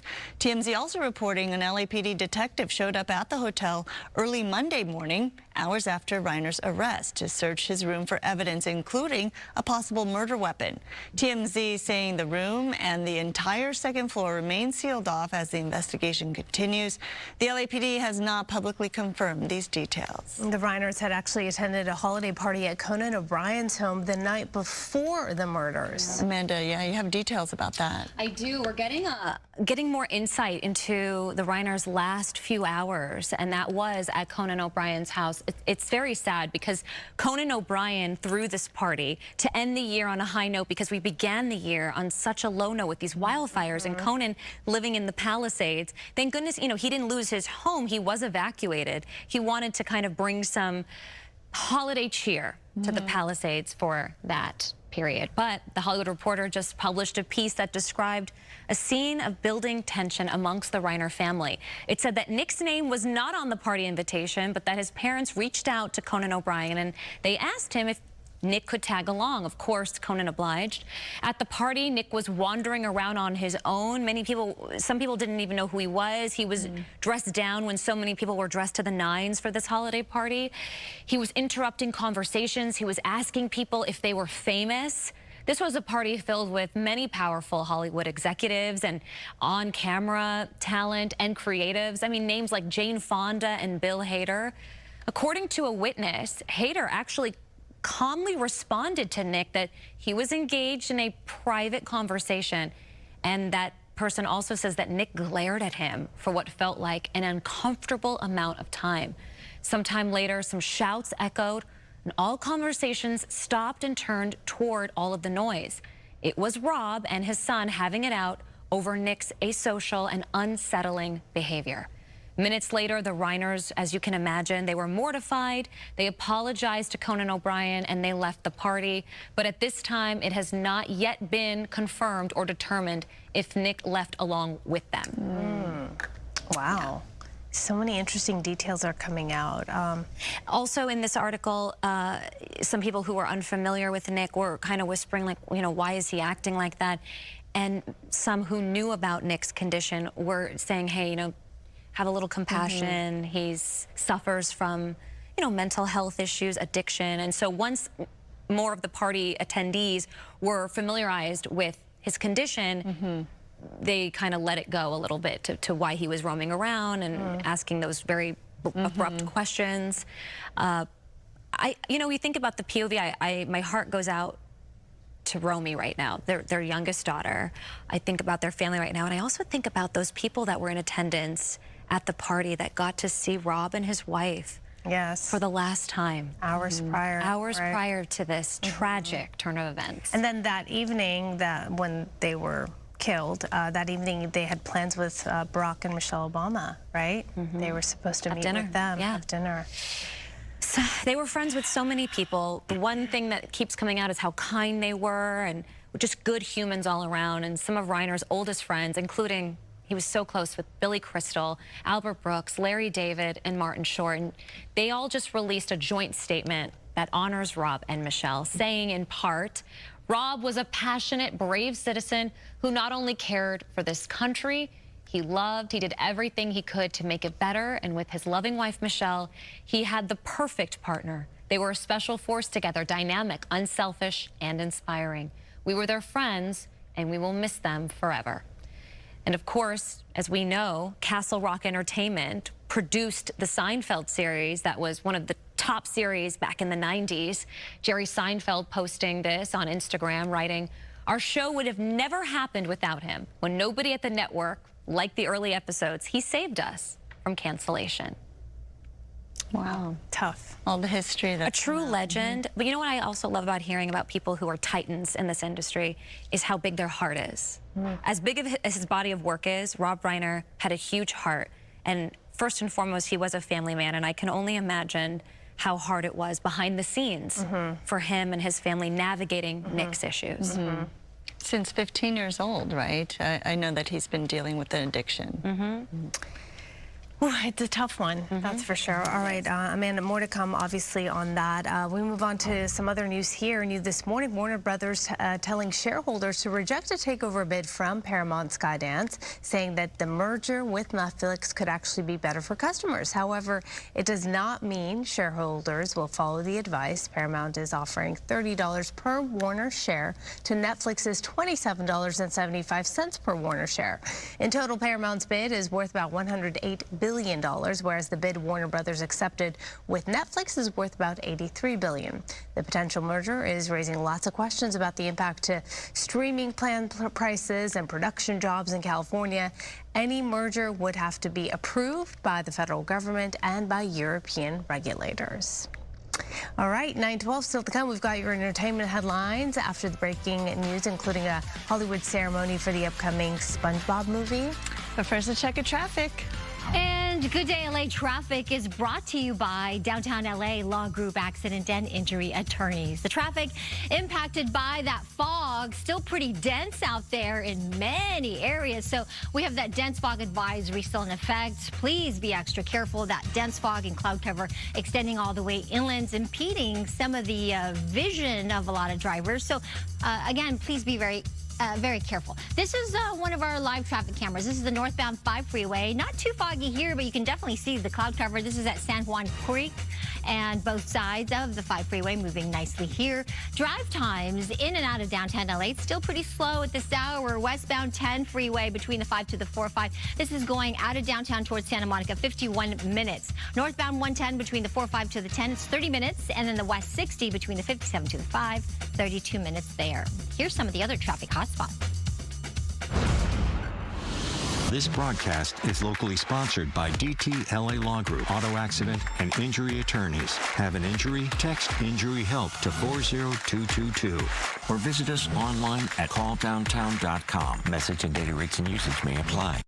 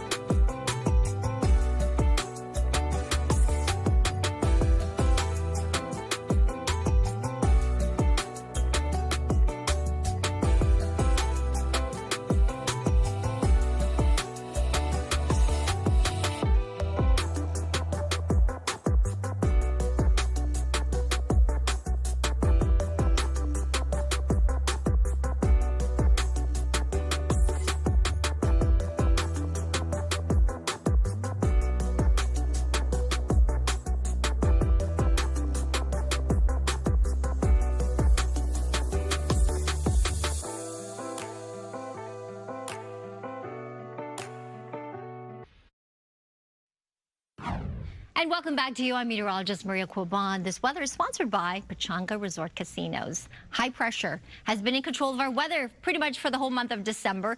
That high is actually going to start to weaken, move east and southeast of us. It's going to allow some of these storms to finally sag south and impact our weather. Beginning really this weekend with some clouds, a stronger onshore flow. Look at the showers expected by Sunday, Monday to move into northern central California, even some snow into the Sierra Nevada. For us, as that low sags further south into next week, we could be looking at some widespread showers as we get into Christmas Eve and Christmas Day. Until then, we have the fog in the mornings, and it's particularly dense this morning, so dense fog advisory in effect, especially along our coastline, and it does extend inland. We also have a wind advisory that's in effect until tomorrow evening below the canyons and passes the usual wind-prone areas with those breezes coming out of the north and northeast. So be extra careful as well, not just with the fog, but with those gusty winds, especially if you've got a high-profile vehicle. 71 today for downtown LA, 71 if you're headed to Las Vegas, and about 67 in San Diego. Back to you. Thank you, Maria. Okay. Entertainment is sponsored by Yamava Resort and Casino. You know who I'm talking about. SpongeBob SquarePants, because Sandra, who lives in a pineapple under the sea? SpongeBob SquarePants. Everyone knows SpongeBob SquarePants. Everyone smiles when they hear his name or the song. And now SpongeBob, Mr. SpongeBob SquarePants, is cementing his status as a true Hollywood icon. Because yesterday, ladies, was a very big day for Mr. SquarePants on Hollywood Boulevard in front of the TCL Chinese Theater. Take a look. Look at that. We go Patrick and SpongeBob. That's Tom Kenny, who lends his voice for the character SpongeBob SquarePants, and he was joined by his co-star Bill Fagerbakke, who plays Patrick, and a new cast member for their upcoming movie, which is the SpongeBob movie Search for SquarePants. Mark Hamill is going to be a voice character in it, as well as Regina Hall. The movie hits theaters right here in SoCal tomorrow. How cool. This has been going on for decades, this series, and, you know, he's so beloved. Mr. Bob, Mr. SquarePants, so beloved. So, hey, if you don't want to see Avatar this weekend, you got SpongeBob SquarePants. My son wants to watch it. He does, I bet, all the billboards, right? Yep. But guess what? You know I got more. Yes, you do, always. Tomorrow, you're going to have my one-on-two interview with, do we have a little clip to show? Hey, how you doing? Big guy, big guy, big guy. SpongeBob, big guy, pants okay. SpongeBob, big guy, pants okay. Yeah, tomorrow, catch my one-on-two interview with Tom and Bill. Did you ladies know there's a dance for the Ice Spice song that's on the soundtrack? Nice. So as I say goodbye to you, I just want you to copy my moves, okay? So hold on. Okay. We're here on the desk. Let's take a look.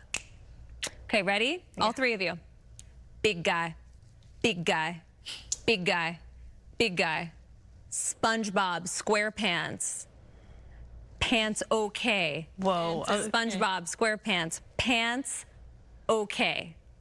There you go. Okay. Now do it by yourself. Big guy, big guy, big guy, big guy. SpongeBob SquarePants, pants okay. I don't know. Oh my gosh, yeah. Just gotta go okay. Okay. Okay. That's it. That's what the cool kids are doing on TikTok with the Ice Spice song. The cool kids? Big guy. Yeah. Big guy. That's fun. And it's been in my head for 4 days. Wow. They played it on loop at the press day.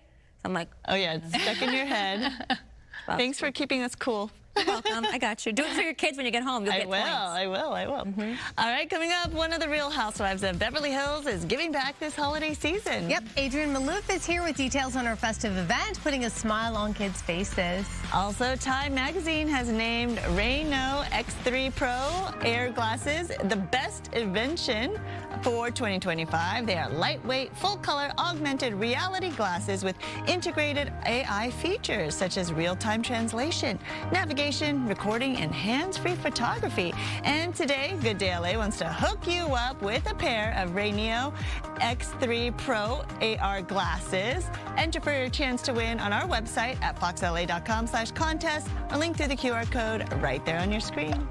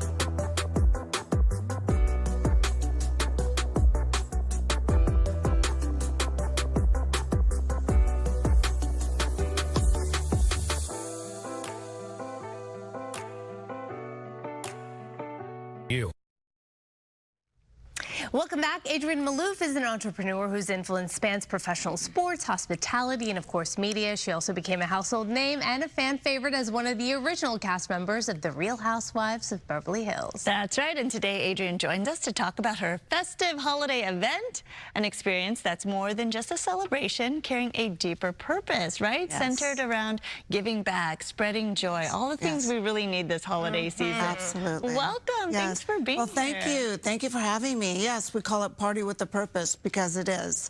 We really believe in giving back. And this year, Altadena, a lot of children lost everything. And so we're doing a toy drive with the Los Angeles Fire Department. And it goes to the children of Altadena. That's so nice. Yes. I think just the name of the event, Party with a Purpose, people are always looking for a purpose to not only feel good, but make other people feel good. And this is so important. How long have you been hosting this? I've been hosting Christmas parties for about 10 years. With Nisi, we've been doing it for about 3 years. Yeah. I've known her a long time. She's a great person. So. How did you get her involved? Yeah, I've just known her throughout the years, and she loves to give back, and she's so talented. I said, come lend your name. Let's do this it together. Yes. Well, we like your bling. We like how festive you are. And look at these gorgeous photos of the party, right? Yeah, who doesn't want to party during the holidays? What's the theme this year, though? Because you guys go all out. Oh, my gosh, look at your gown. I know. Thank you. We kind of went back to old traditional Christmas. And can't go wrong. You can't go wrong with that. So, and you know, every year it's something so magical for my friends too that love to come and love to spread joy, and yeah. So it's a fun time. Yeah, even just looking at the pictures, you get this like cozy feeling, right? And yes. And I can only imagine what it's like actually being there. Who's on the guest list this year? Well, we have a lot of guests that come, but a lot of celebrities, but we like to mix it up too, because that's what makes a great party, is you bring different people in and they get to share their experiences. So, I mean, I can tell you who's been in the past, and we have quite an extensive celebrity guest list this year, so we'll see, you know. Yeah. Well, I love the fact you're using your platform and your connections for a good purpose, right? How many toys, and overall, what is your goal in terms of giving to the Altadena community? Well, last year we collected almost 1,000 toys. So this year we're trying to, you know, maybe 1,500, 2,000. Yeah. Because every year people bring more, and they get so much enjoyment out of this, and it's really a party with a purpose. We come to spread joy to everyone. Is there like a specific age group for the kids, or is it just over 18? Okay. Oh, you know, mean the toys. Oh, for the toys. Because my sons will be there with all their friends. Yeah. Well, mostly younger kids that are in the hospital. A lot of them over Christmas that are sick. So, you know, there's specific toys that you can donate, and so that probably the younger.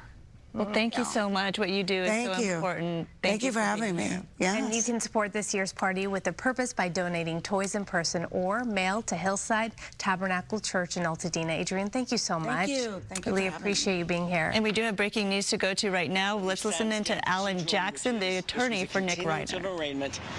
Nothing happened today substantively. We'll be back for an arraignment in the same department on the 7th of January. We'll see you then. Happy New Year.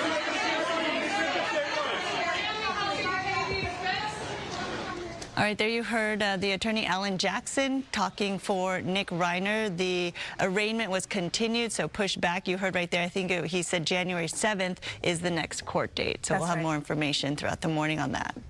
We'll be right back. Take a quick break.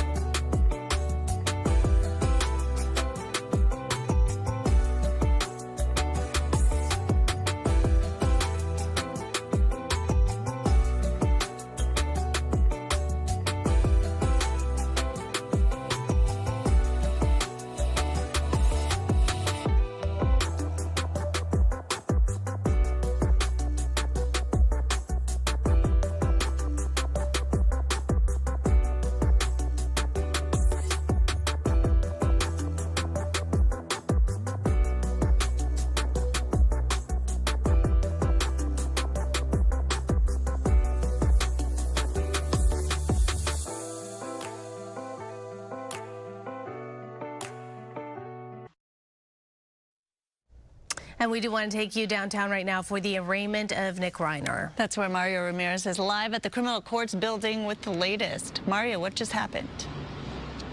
Yes, Sandra Roxia, we just heard from defense attorney Alan Jackson, who said the official arraignment will not be happening today. Nick did appear in court, the 32-year-old now formally facing murder charges. I want to show you what's happening here behind me because there's a sea of cameras here. This is where Nick's defense attorney just made that statement following what happened today, and he was also swarmed by media cameras as he walked in, so let's start with that. Take a listen. Have you spoken to Nick Reiner today? Can you speak to how he's been doing since being taken into custody at all? Do you have any plans on having his bail, the no bail, withdrawn? We'll probably have a few comments after court. Any comment at all? Yeah, so that was as he was heading in. Defense attorney Alan Jackson had no comment as he was going in, only saying that they would address some issues after, but we're working on getting that for you. He basically said that it wouldn't be happening today. The family's still asking for privacy.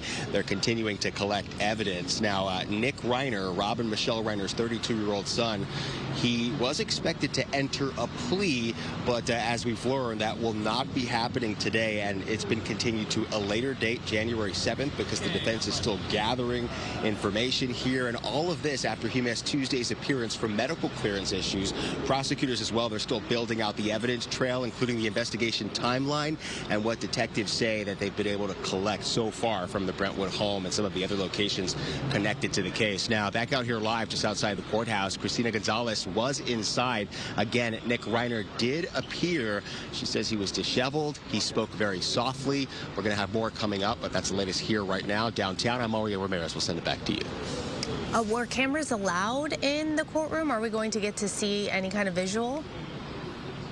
Yeah, so the way it works, there is a live, a pool camera, not live transmission inside the courtroom, but they're not allowed to take any live recordings, so we could see something after, but there were sketches that were done inside the courtroom. But as of right now, no view of Nick as he was inside the courtroom, but he was there. Any more description, Mario, about his state of being, what he was like inside the courtroom? You said he was disheveled and spoke softly, but any more description on how he was? Well, he was wearing a jumpsuit. When I was speaking with Christina here, she said he was wearing a suicide jumpsuit. So we know he was on suicide watch yesterday, and that is maybe part of how it played out, that he wasn't medically cleared for that initial arraignment. And today, it appears that he was cleared, but it is not happening, that arraignment, as we've learned from the defense attorney. All right, we do know that medical clearances need to be made for anyone facing an arraignment, so that is part of the procedure, but of course sometimes it takes a little longer depending on the case. So we'll check back in with you, Mario. Thank you so much for those details.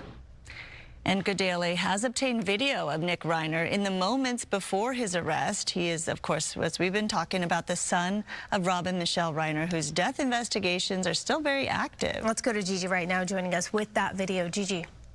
Sandra and Roxy, good morning. Good morning, everyone. Homicide detectives with the LAPD's elite robbery homicide division are still working to piece together what Nick Reiner did in the hours following the murder of his parents that he is accused of committing. Of course, we're talking about Rob and Michele Reiner. They know he didn't spend the night at the guest house he lived in on their Brentwood property, choosing to go to a hotel in Santa Monica instead, and then reappearing Sunday evening near USC, where he stopped to buy Gatorade. Take a look. Surveillance video and witnesses telling Good Day LA that Reiner walked into the Arco AM/PM on the corner of Vermont and Exposition, only to turn around and walk right back in. This all happening Sunday again. There you see him with that red backpack on. He goes right back inside. This happening at Vermont and Exposition. He appeared nervous, they said, walking in and walking right out, only to come back inside. Now, Reiner did appear to stare intently at a man who walked into the store after him, possibly a security guard or maybe even a campus officer. There you see him walking in. Now, he stood in line, he paid for the Gatorade with a credit or debit card and left. But the video shows he only walked across the street, where he may have stood for close to an hour, pacing back and forth, drinking that Gatorade, carrying the red backpack. Now, how police tracked him there, that, of course, is top secret, but technology did play a role. He was found with good, solid police work, investigative tools used by robbery, homicide, and gang and narcotic division detectives with the U.S. Marshal Service Task Force involved as well. So we're thankful for the work that was done. Now, the question is, where did Reiner leave his car? Police may know that already. They're not saying. He didn't appear to have it Sunday night at the AM/PM. And what else did he do between the time he left the Brentwood home of the Reiners to the time of his arrest? Now, again, detectives continue to work establishing the exact timeline of events, while the medical examiner works to determine exactly when the Reiners were murdered. Sandra and Araxia? I know there's also an investigation scene in Santa Monica at that hotel he checked into as well, Gigi, so further information could come out of there. Thank you so and more much. footage, likely. I mean, there's surveillance cameras everywhere, so we'll see more of these images as time goes on. I appreciate that. And by the way, welcome back, Gigi. Glad to have you. We missed you around here. Thank you. All right, on to this now. For more than 30 years, LAPD SWAT has teamed up with the Luskin Orthopedic Institute for Children for one very important event. Yeah, every year they host a holiday party and toy giveaway for kids in need. Brooke is live in South LA with that. Hi, Brooke. Hey there. Yeah, this is a really special event put on by the doctors, the nurses, the staff here at Luskin OIC. Hi. Sure, it's okay. It's crowded. But look, it's really crowded. I want to show you this line right there. Look at this. People already lined up. They are excited to get some toys for the kids and also meet Santa.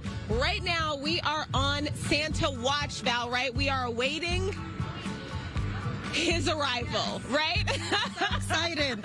We are so excited for Santa to be here today. Yeah, you're excited about this entire event, I imagine. Yeah. It's just such a wonderful event that we get to put on, and it's just so in line with our mission and what we do for the kids here. Tell me about your mission. So our mission is basically to provide the best, absolutely excellent orthopedic pediatric care to all of our kids in the community. No matter what you can afford. No matter what. Mm-hmm. And I'm very fortunate to be a part of the surgery center that was built 10 years ago. So a lot of the kids were having trouble getting surgery at some of these other places being turned away, and we built this place for them to come and get their broken arm fixed. I mean, what are they going to do? You have to get that fixed. And you know what's so interesting? Like, you know, you think things like, oh, a broken arm, a broken leg is like really serious. But I have met people who, you know, didn't have much money growing up. And, you know, ask them why they stopped playing basketball. And it's because they tore their ACL or something. They couldn't have a certain surgery. And that is the reality for people. Yes, exactly. Some of these injuries, they need to get them fixed, and they need to get them fixed in a timely manner. Right, that part. So if you have an orthopedic injury, this is the place to go. We have an urgent care, we have the surgery center, and it's great. We have a great time with the kids down there. You guys are going to have a great time with the kids today. They are very excited. They've been waiting here for hours. Yes, I know. The line is getting ready to go. We're waiting for Santa, you all. I'm going to send things back to you in the studio. We are on Santa Watch. Wait a minute. Let me see. I see a little girl there. Hold on. She's cute. Are you excited to meet Santa? Yeah? What are you going to say to Santa? You don't know? No? What's your name? Yeah. What's your name? Oh, you're shy now? Oh, my goodness. What's your name? Voices. What are you going to say to Santa? Just hi? Yeah, just Do you have a wish for Santa? That I want presents. Okay, all right, okay. Do you guys want toys? Are you going to ask Santa for toys? What's your favorite toy? Okay, right, we're shy. It's okay, I understand. It's the microphone. It throws you off. I understand. Same thing with me. It's okay, I understand. Back to you. They just can't wait. Yep, for Santa. All right, Brooke, thank you. So it's been a challenging year for many families, of course, who've been trying to keep up with high prices everywhere. And fortunately, at El Camino College, their Warrior Closet is providing free food and clothes for students and the community. No questions asked. Shopping at school for Letitia Robinson, this is one of the biggest resources for her here at El Camino College. Well, I don't know what I would have done without the support of them, especially during the holidays, because I got donated of the items that I need to cook with. Racks and racks filled with clothes and shelves stocked with food, all free for the taking for students. I had a job interview and I needed clothing to wear, and someone told me about it and I came, and it was so exciting. Like, I was like on a shopping spree. The college started the Warriors Closet back in 2018 for students who need clothing, not just for themselves, but for family members and even kids. The college teamed up with community partners for donations and also has a food pantry stocked with fresh produce and kitchen essentials. We're trying to again support our students holistically by making sure that they have everything they need to be successful as students. One of the things that we've done is trying to reduce that stigma associated with, again, utilizing secondhand clothing.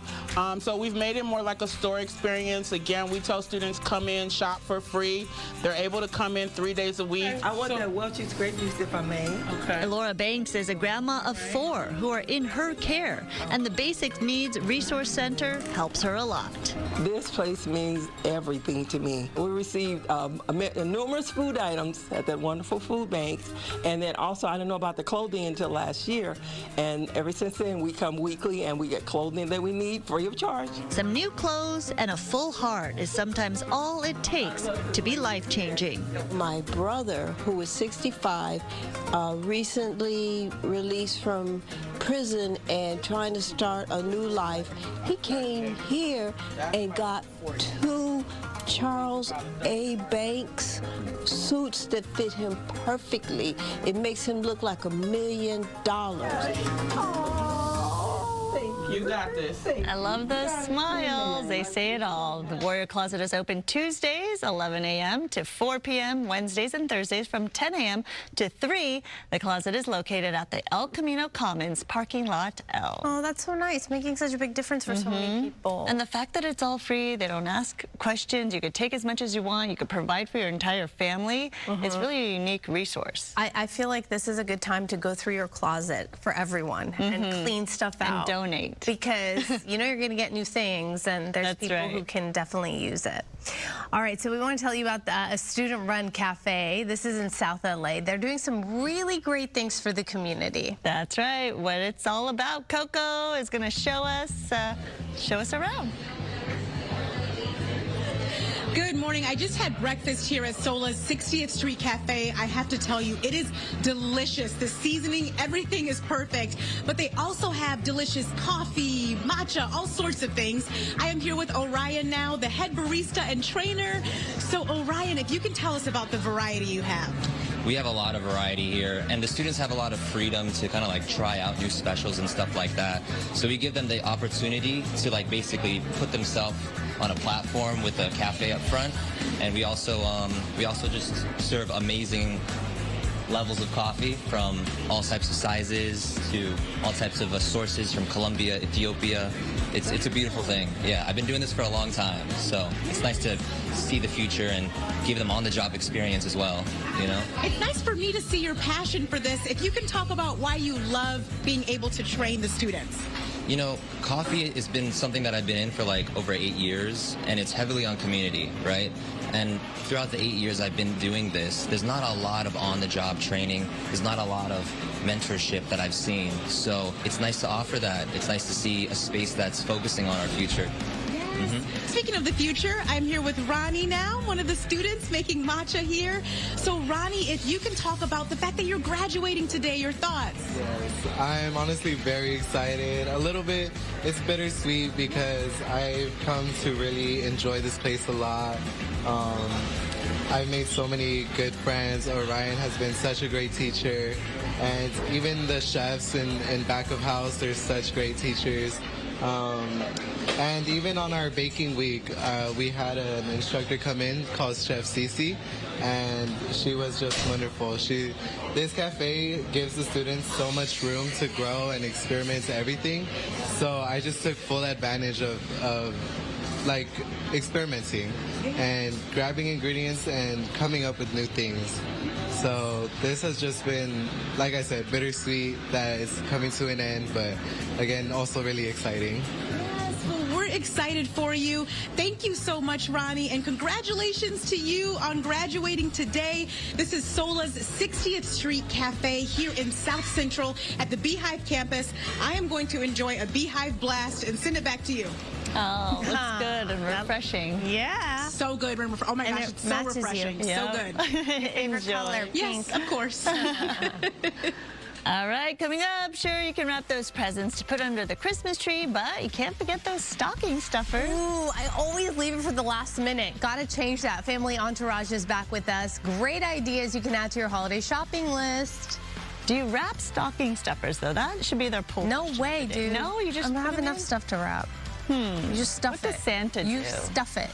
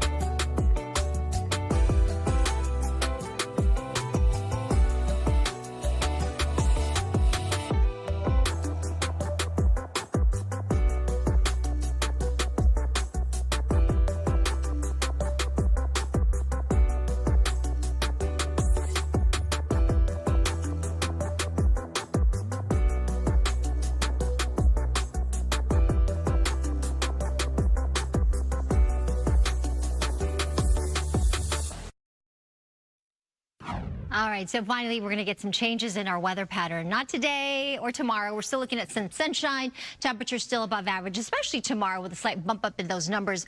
However, this weekend we'll get back to more of an onshore flow. Winter officially arrives on Sunday. And by next week, even as early as Monday, Tuesday, we could get some drizzle and then rain chances by Christmas Eve and Christmas Day next week. Meantime, 87 today for the valleys Inland Empire. 60s up into the mountains. Lots of sunshine. Gorgeous up into Big Bear. And we'll start to see those temperatures drop in Big Bear in the 50s by next week, Tuesday. 70 degrees in the high desert like Lancaster, welcoming winter on Sunday with a slight drop in temperatures. 84 in Palm Springs today with lots of sunshine, and even there, we'll be back down to the 70s by next week, Tuesday. Back to you.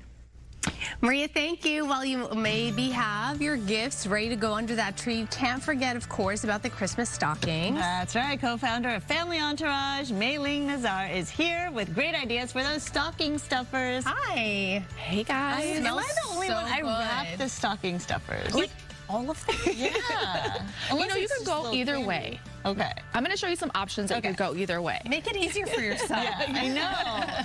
Absolutely. Where do you want to start? We'll start over here. Yeah, you partnered with Crayola, right? So what's new from that? Yeah, so they have these Crayola goo cans, which are great to put in the stocking. They come with everything. They come with the little can. They come with the Crayola goo mix, the sprinkles or the beads, and a marker. And so kids can make, they're all about that slime or that goo. I love it because that sensory play is so important for their development. And it's not only a gift for the kids, but it's a gift for the parents too. When they have something like this to work on, they're a little bit less, you know, they're gonna work on that. What's great about the Crayola goo is that they can make it their own. They can personalize it. And this is the stocking stuffer size, and this is the bigger size if you want to do more of a gifting. It's the all-in-one sensory station. It comes in unicorn theme or galactic theme, whatever your kid might want. Nice. Another thing that's great about the Crayola is that it has the mix is non-toxic, it's safe, it's not going to stick to hands or stick to clothing, which I love as a parent. Yes. You don't want to make a mess. I love it. What a great partnership. That's awesome. All right, what else do you have? I see products. These are ones that maybe don't require some wrapping, right? So the MAC has these fun holiday gift sets, right? They have the eyeshadow 6-pack. They have the lip glass trio. One of the tricks that I do, we were talking about it, is I like to get those trios, and maybe I want to put one in each stocking for a girl, cousin, auntie, all the different things. Stretch that dollar a little bit. We need to do I like that. That's good. That's good. This caught my attention. You know what's fun is, again, this one does, I don't think this requires wrapping because it's so cute. And you can give a gift that has a little reminder, right? Maybe you have a Grinch in your family that needs to have their heart grow 3 sizes. Right? So you can encourage them with some coffee, right? Sometimes waking up on Christmas morning. You're a Grinch. You're a Grinch. Sure. And so you can put this in the stocking and go. There's also lots of fun card games. You can pair it. There's hot cocoa. There's Cindy Lou Who hot cocoa. All these fun things. And of course, again, if you need another idea for under the tree, there's Grinch Operation as well. I haven't seen that one. That's fun. Very cute. Yeah, very cute. And this is the aroma section. It smells so good. We love Musée. They have bath bombs, bath sets, all these different things. This is the Visions of Sugar Plum set. That comes with the eye mask, pillowcase cover, and a bath bomb.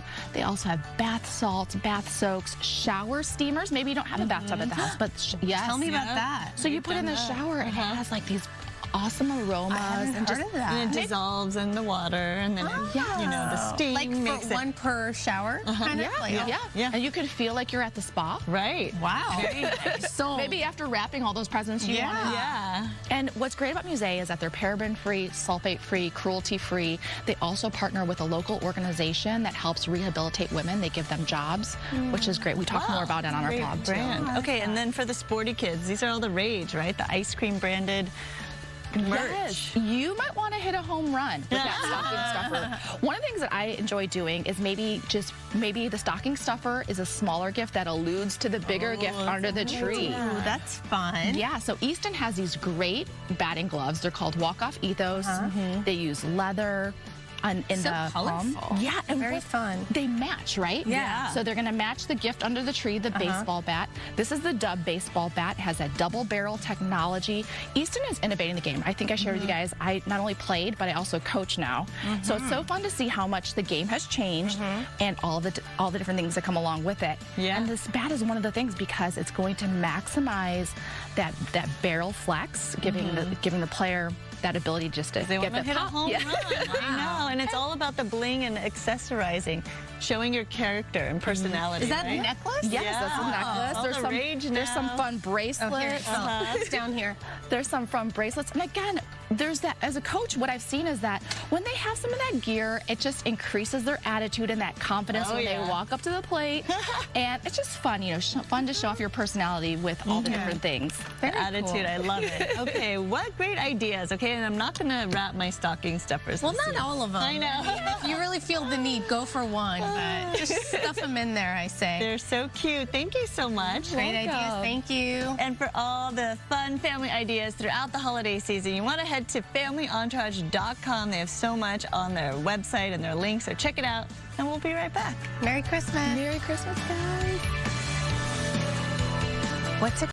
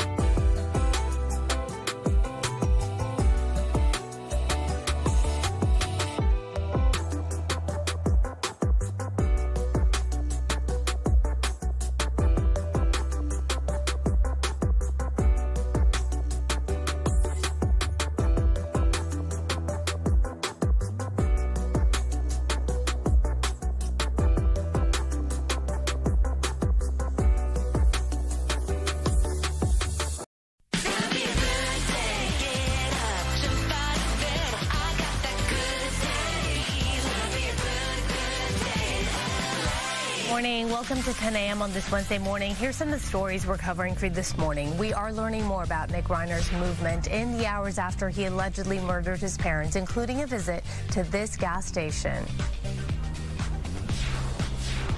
And we're live just outside the criminal courts building. We just heard from his defense attorney. We're going to bring that to you coming up in a live report.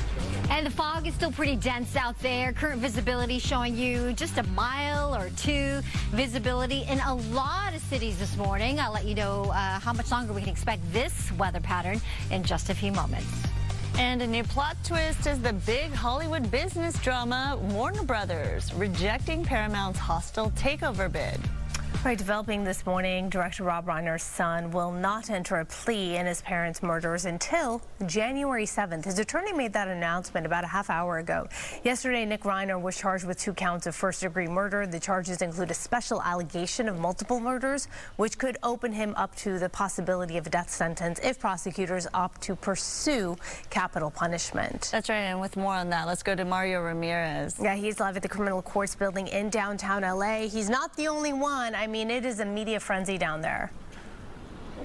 Yeah, it really is. A sea of cameras here from all over behind me, and we've been hearing comments from Nick Reiner's defense attorney following the murder of his parents, Rob and Michele Reiner, Sunday. Their body was discovered in their Brentwood home. Now, I want to start with his defense attorney as he was walking in here to the courthouse in downtown LA. Take a listen. Have you spoken with Nick Reiner today? Can you speak to how he's been doing since being taken into custody at all? Do you have any plans on having his bail, the no bail, withdrawn? We'll probably have a few comments after court.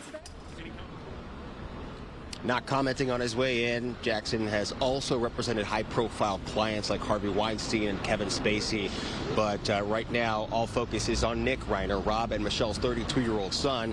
He made his first court appearance since the murders of his parents. He's now facing 2 counts of first-degree murder, and prosecutors also filing a special circumstance for multiple murders and allegations he used a knife. He was expected to possibly enter a plea today, but as we've learned from his defense attorney, they are still reviewing the case. Take a listen here. This is a devastating tragedy that has befallen the Reiner family. We all recognize that. Our hearts go out to the entire Reiner family. There are very, very complex and serious issues that are associated with this case. These need to be thoroughly but very carefully dealt with and examined and looked at and analyzed.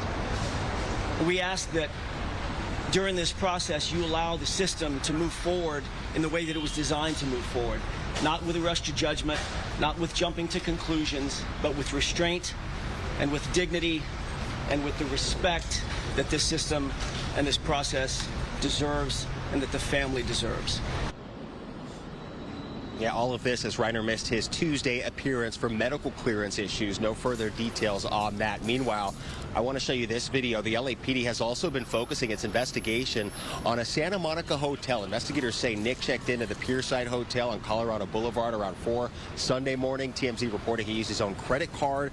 The room booked for 1 night, but he never checked out, and housekeeping later that morning reportedly found the shower full of blood and sheets covering the windows. Nick was eventually taken into custody and tracked down Sunday night. Now, back out here outside the courthouse here in downtown LA, we can tell you Nick did appear in court. I was talking with Christina Gonzalez a short time ago. She says he was wearing a blue suicide prevention suit.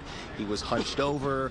He was basically covered by 4 attorneys and spoke very softly when the judge asked him if he waived his right to an attorney. We're going to have more coming up. For now, that's the latest downtown. I'm Mario Ramirez. Sandra Naraxia, back to you. All right, Mario, thank you for that. And another key piece of the timeline for Nick Reiner involves a trip to the gas station. That's right. Gigi actually here with us, going to talk a little bit about this. And Amanda, you're also here. You're going to talk a little bit about some of the details involved that may have sparked this tragedy to begin with. But before we get to that, let's talk about some of that video. It's all about the timeline, and that detectives continue to work, trying to establish exactly what Nick Reiner did from the moment he left that home, presumably after his parents were murdered. Obviously, he's been accused of killing them.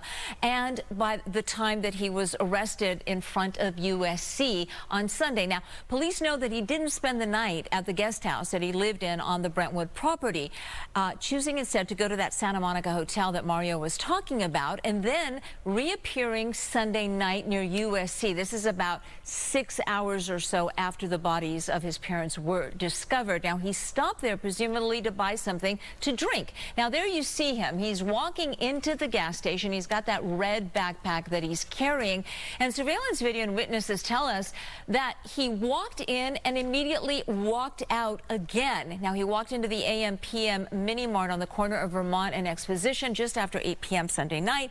He appeared nervous, they said, walking in, walking out, and then coming back again to pick up that Gatorade. Now, at one point, Reiner appears to stare intently at a man who walks in after him, possibly a security guard or campus officer. He then pays for the Gatorade with a credit or debit card and leaves, but the video shows he only walked across the street where he may have stood for close to an hour, pacing back and forth, drinking the Gatorade. Now, how police tracked him to the corner of Vermont and Exposition Sunday night, that's, of course, top secret, but we know that technology helped. He was found with good, solid police work, investigative tools used by robbery, homicide, and gang and narcotic division detectives with the U.S. Marshal Service Task Force involved as well. So we're thankful for the work that was done. Now, the question is, where did Reiner leave his car? Police may know that already. They're not releasing that information, though. He didn't have it Sunday night at the gas station, and it wasn't found nearby. Now, what else did he do between the time he left, again, the Brentwood home, to the time that he was arrested? Detectives are working right now trying to establish the exact timeline. While we reached out to the medical examiner, they're working to establish exactly when the Reiners were murdered. Did it happen Saturday night? Amanda's going to talk about that party they were presumably at with their son. Did it happen that same night? Did it happen in the early morning hours of Sunday? Exactly when. The medical examiner tells us, though, they're not even confirming the Reiners are dead. They still have a lot of tests they need to do, officially notify the family, although the family obviously has spoken out already. But it's, you know, the official chain of events, the way things have to be done. There's the protocol with it. So no cause of death yet, and nothing being released as to the time, and that's going to be a really important part of this case, when they were killed. For sure. And we now know where they were hours before the Reiners attended Conan O'Brien's Christmas party, and I'm going to tell you about that because the Hollywood Reporter just released this article. So Rob and his wife Michele were invited to this holiday party. Nick was not invited, but they asked Conan, hey, can our son come? Because, as you had mentioned, at that time he was in their guest house on the property, and they did not want to leave him alone. This is per the Hollywood Reporter. It said Nick's name wasn't on the party invitation, but of course Conan O'Brien said if he could attend with his parents. And he was wandering around on his own. Many guests noticed that he was interrupting conversations, demanding to know who people were and asking them if they were famous.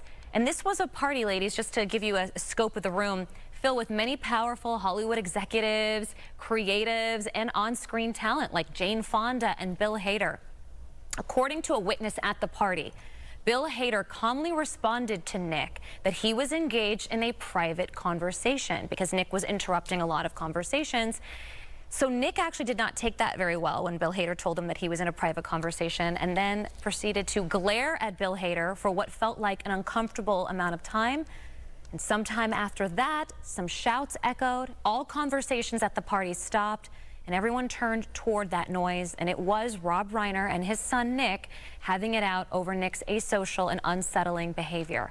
Minutes later, the Reiners, as you can imagine, mortified by this, apologized to Conan O'Brien and left the party. We're also trying to figure out if Nick left with them or if he left after them on his own. That hasn't been confirmed at this time yet.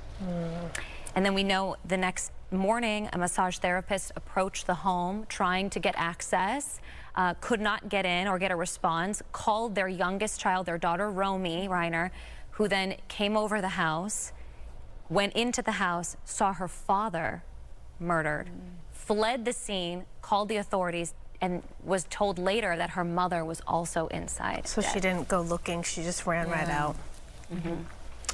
And we'll see if we do finally get that 911 call released. You know, that'll kind of give us some clues as to the state of mind and what exactly happened there on the scene. Reportedly, it was her, Romy's roommate who walked over to the house with her, and it was the roommate who called 911 when Romy came out because she was understandably distraught. I mean, you have to, your heart just goes out to her, seeing your parents in that condition, you're seeing her father, and then learning that her mother is also dead inside the house. Just tragic. All of it is just so unsettling. You think about that night at Conan O'Brien's home, all the people who were been invited, all of them thinking back, you know, what they saw, what conversations they had. Absolutely, it's just think about that. so haunting. Especially Bill Hader, who probably had one of the last conversations with Nick, well, not even a conversation, interaction with Nick before they led the party. Yeah, I'm sure more will come out from that party. Some people did not know that he was Rob Reiner's son because he came in with a hoodie, and I guess it was asked like, hey, who is that? Because he was acting very weird. And people who did know the Reiners went over to the guest to say, hey, you know, have a little grace right now. That's their son. He's going through some issues. Once that was established, people then were, you know, more aware. And also unsettling is this is the 4th incident this month alone where a child is accused, an adult child, I should say, accused of murdering their parents. So we had Simi Valley, a radiologist, and his wife. We had the opera singer. We had another father supposedly, reportedly stabbed to death in Lake Balboa by his own son also. This is number 4 this month alone. I was thinking about that. That is very, very disturbing. Very. All right, well, more to come, obviously, as this investigation goes on. In the meantime, let's turn things over, talk to Maria about what's going on out there. Man, it was a very foggy, still is. Yeah, still is. Yeah, really cold morning. This week, we've had these very foggy starts to our day. We have the marine layer, which has deepened a bit today, and that cloud cover and that fog, prompting the National Weather Service to issue that fog advisory that is still in effect through at least 10 a.m. this morning. For some areas, 11 a.m. So just be extra careful as you head out the door this morning. It's very hazardous, of course, for you if you are driving. We want you to slow it down. Now, the changes we're expecting as we get into this weekend and next week is that high pressure system, which has protected us from all these storms moving to our north, is going to continue to weaken. It's going to sag south and move a little bit farther east. And when it does that, I think we're going to get to see finally some of these storms move as far south as Southern California. That will mean a chance for some showers coming back to the forecast, and we could actually, according to some long-range models, get some widespread showers just in time for Christmas Eve. Santa's going to have to be flying through some cloud cover and some wet weather into Christmas morning. So as we get closer and closer, the models will come together, and I'll have a bit more details in regards to timeline. But for now, you just want to keep that in your mind, the back of your mind, as far as planning purposes. In the meantime, 54 degrees right now in downtown LA, 64 in San Bernardino. Today, tomorrow, it's still going to stay dry. In fact, I think this weekend will stay primarily dry, so you can run around, do your errands, and get some of that shopping done. 70 degrees for the high desert, 84 in the Palm Springs area, eventually 71 for downtown. But look at the valleys. Inland Empire getting close to 90 degrees. I'll send it back to you. Okay, Maria, thanks so much. New this morning, the board of Warner Brothers Discovery has officially rejected Paramount's hostile takeover bid. The board telling shareholders David Ellison's $30 a share bid is not as good as the Netflix deal, while Netflix is offering $27.75 per share. The board says the Paramount deal came with significant risks and imposed costs on shareholders. Both offers face regulatory hurdles, with critics warning of market dominance and media consolidation. All right, a huge plant closing in Riverside, unfortunately, will send more than 300 jobs out of state. So we'll have those details coming up. On a much happier note, Brooke spreading some joy. Toys, joy, holiday cheer. So many toys and so many smiling kids. Take a look at this crowd. It is Christmas a little early here at the Luskin Orthopedic Institute for Children. They are all ready to meet Santa, and I hear he's almost here. I'm so glad the fog is dissipating for Santa. Good day, LA traffic. Let's talk about that. Sponsored by Lawyers for Justice, and I do think it'll be much better travel-wise for Santa coming in. The fog still showing up on our map here, but it is starting to burn off, as I said, so visibilities are improving, but just be extra careful if you do encounter some of that fog. Here's one of our live traffic cameras. This is our, maybe director can help me with the exact location of this camera. It does look like it's near the coast, so perhaps this is Malibu? Is this Malibu? Okay, all right, well, it looks a little bit hazy with the marine layer. 39 minutes right now on that drive. Westbound 10 between the 5 to the 405. This is heading out of downtown towards Santa Monica. Northbound 110 between the 405 to the 10. 21 minutes. Westbound 60 between the 57 to the 5. 35 minutes there. Here's some of the other traffic hotspots. When you've been injured, everything changes. At Lawyers for Justice, we have the resources to fight for our clients. Call 818-JUSTICE today. Call 818-JUSTICE.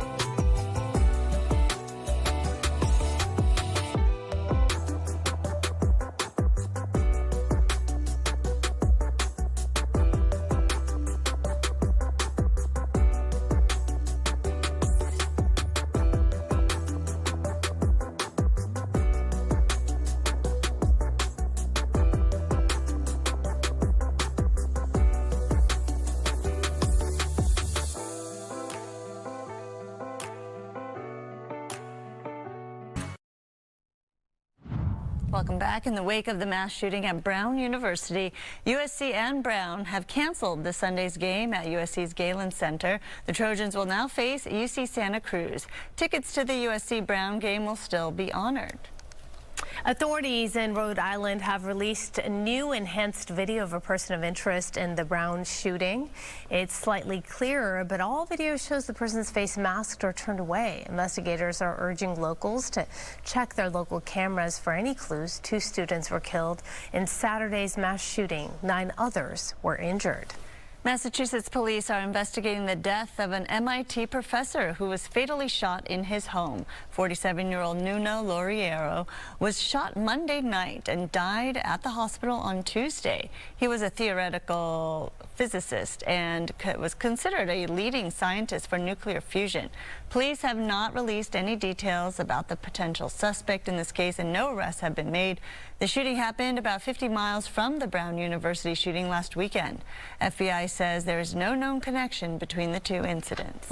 Meat processing company Swift's Beef is closing its packing facility in Riverside, laying off 374 workers. Those employees are reportedly being offered positions at other facilities around the country.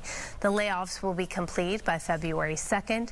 Swift's parent company is the Brazilian-owned corporation and says it plans to invest $785 million in new plants outside of California. In January, JBS Foods agreed to pay $4 million in a settlement over the violation of U.S. child labor laws.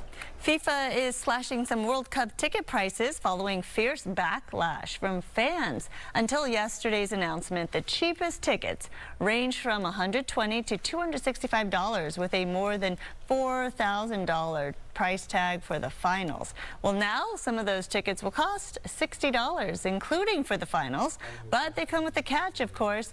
FIFA says the tickets will only go to the national federations of teams playing in next summer's tournament, who will then distribute them to fans. You know, for more than 30 years, LAPD SWAT has teamed up with an organization to help kids for a very important event. That's right. Every year they host a holiday party and toy giveaway for kids in need, and that is where Brooke Thomas is, live in South LA with the latest. Listen, one thing about me, I'm going to find somebody's cute baby. Okay, this is Mario. Can you say hi? Right, no, and you know what? I knew that was going to happen. That's okay. There are so many kids here. They're so excited. Matter of fact, I met this other group of kids. Wait, you guys, you're excited to meet Santa, right? Yeah. Yes. Have you all been good this year? Yeah.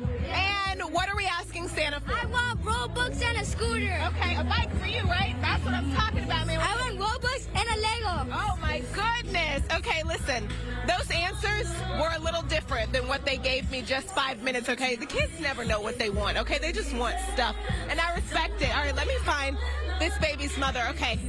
Okay, bye, Mario. Okay, bye. He was awesome. Michael, come on over and chat with me. Tell me. Yes, so, listen, why do you all do this every year? It's so awesome. 36 years. You know, we love our neighborhood. We've been here in South LA for 115 years now. Lots of history.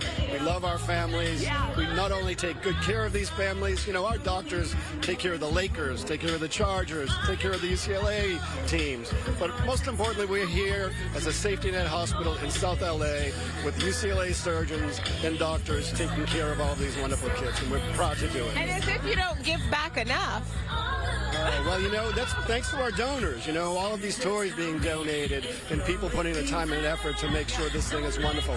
Students making blankets for kids, people collecting books with book drives, bringing these down for our children. It's a special community event, and community engagement is very important to Luskin OIC, and we're delighted to do it every year.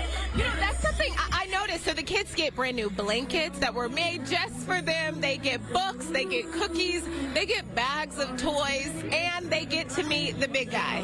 Santa's on the way, right? Not only is he going to be coming in thanks to SWAT on a helicopter, he's going to rappel down the side of our building and then shoot out of our pediatric urgent care center. We have the only pediatric orthopedic urgent care center in the state of California, and Santa is here for all of these kids coming right out of those doors. Does Santa work out like that in the North Pole? Well, you know, it's a little cool outside for him to be repelling. He doesn't have a building that high in the North Pole. We built some tall igloos to get him to some work in, but it's nothing like here in LA. Thank you, Michael. I'll send things back to you all in the studio. Hey there. Hi. High fives. Right, Turnout. for Santa. My Just gosh. all around. I know, it's so great. packed. I know. Wow. What a great event. Nice. What a great turnout. So many families there. All right, Brooke, thank you.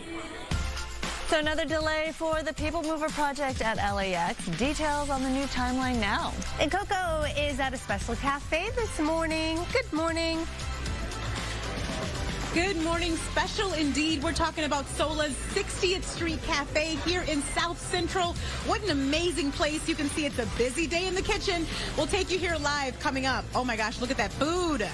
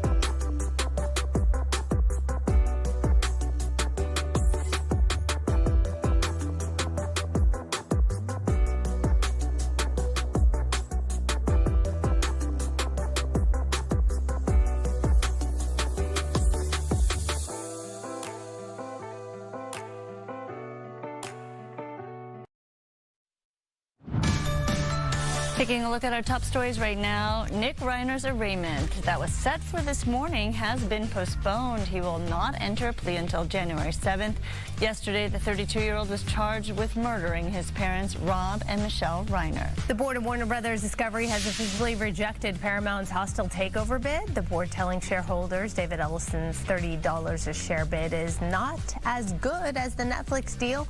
While Netflix is offering $27.75 per share, the board says the Paramount deal came with significant risks and imposed costs on shareholders. Another chance to become a billionaire tonight. The current Powerball jackpot topping $1.25 billion.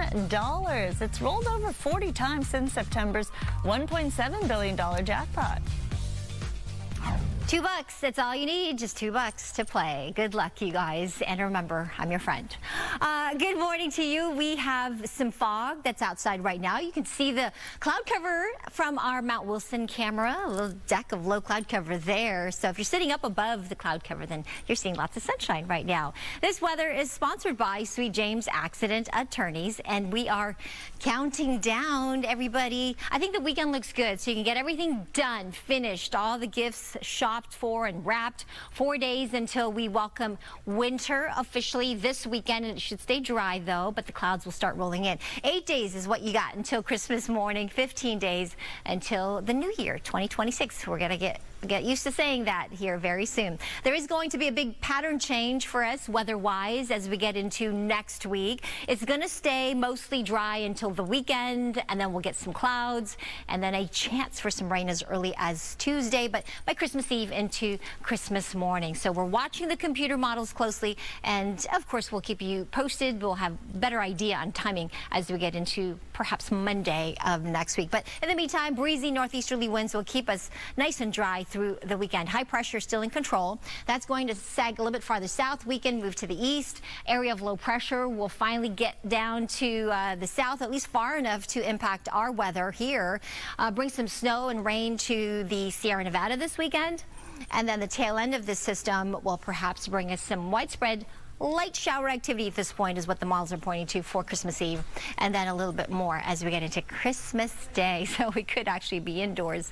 Well, it'll feel like December a little bit more, right? Especially when you consider how dry and warm it's been. Speaking of warm, 79 in Burbank today for that high temperature, 78 in San Bernardino, 76 in Ontario, 63 in Big Bear, to that 84 in Palm Springs. I'll show you the 7-day forecast in just a few moments. Back to you.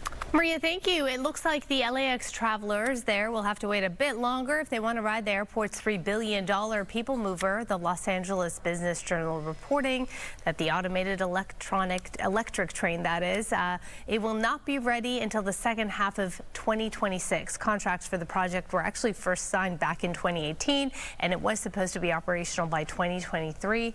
But the people mover has hit several roadblocks, including a reported disagreement over maintenance between Los Angeles and the project's contractor. Once completed, though, the elevated train will span more than 2 miles and will link the LAX Metro Transit Center to airport terminals with stops at parking and rental car areas. A student-run cafe in South LA doing some great things for the community. Yeah, let's go to Coco. She's there now. Good morning. Hey there, and that's what I love about Sola's 60th Street Cafe here in South Central. It really is all about the community, and the food is delicious, let me tell you. I want to get over here to LJ right now. LJ is an alumni, and LJ, if you can tell me all about what you love about being part of this program. The one thing that I love about this program is everything is teamwork and nobody is left behind. I also love that no matter how many times you fail, you can never be wrong. I think that's about it that I love about this program. Oh, and the food. The food is amazing. I ain't even finna hold you. Yeah, that's about it. Yes, the food is amazing. I can attest to that too. And if you can talk about your background and how you use your culinary skills. Growing up in Los Angeles, you have to cook no matter what. Cooking is the one thing that you have to do. Because if you don't cook for your family or anything like that, you won't survive. If you don't cook, you won't survive. Because nobody's going to cook for you. Sorry. Nobody's going to cook for you. Nobody's going to do this. And then it's easier to cook, learning to cook, growing up to cook, and things like that. So If you cook for your family, you make it through a living. If you cook and you find that you love to cook, you can make it through a living. Yeah. I love that. And LJ makes delicious lasagna and soups, lasagna soup to be in fact. And I'm here with Sharice now. So Sharice, you're also an alumni. Yes. You are known for your desserts, right? Yes, ma'am. Yes, I am. Sweet potato cheesecake, to be exact. Oh my goodness. I want to try that someday. If you can talk about the mentorship when it comes to this too. Of course. So my mentorships has been amazing. During this process, I have been able to get to know people, the process of being able to order the food to the process of being able to cook the food and sell it to the customer. So I feel like my mentors have been amazing during this time. Well, thank you so much. Great talking to you. Great talking to LJ as well. They're preparing for a really big capstone event here tonight. And this is open from 10 to 4, Monday through Friday. You have got to come check this out at the Beehive in South Central. Look at this food. I'll send it back to you. Wow, looks delicious. Looks I love the so students too. Like so much energy and passion. All right, Coco, thank you. Very good. Thank you so much. Good Day LA Entertainment, sponsored by Disney on Ice, presents Let's Dance, playing the LA area. Yes, and we've gotten some breaking news, entertainment news, just in time for awards season. After decades of airing on ABC, the Academy Awards, you know, the Oscars, is moving to YouTube in 2029. Wow. This just announced by the Academy of Motion Picture Arts and Sciences, aka AMPAS. Wow. This is a big move, considering the Oscars only streamed online for the first time this year, but that was simultaneously with broadcast. Right, this is different. With Disney putting the show on Hulu. The Oscars first aired on ABC for a 10-year run, starting in 1961. NBC swooped in and got the rights from 71 to 75, and then ABC then got the show back in 1976, and it's been there and aired on there ever since. And speaking of Disney, Avatar, Fire and Ash, speaking of Disney on Ice, is hitting theaters tomorrow, and with James Cameron back at the helm for the third installment of the film's franchise, we're going back to Pandora, and moviegoers are in for a one-of-a-kind cinematic experience, as only James Cameron can direct, deliver, and delight. This world goes much deeper than you imagine.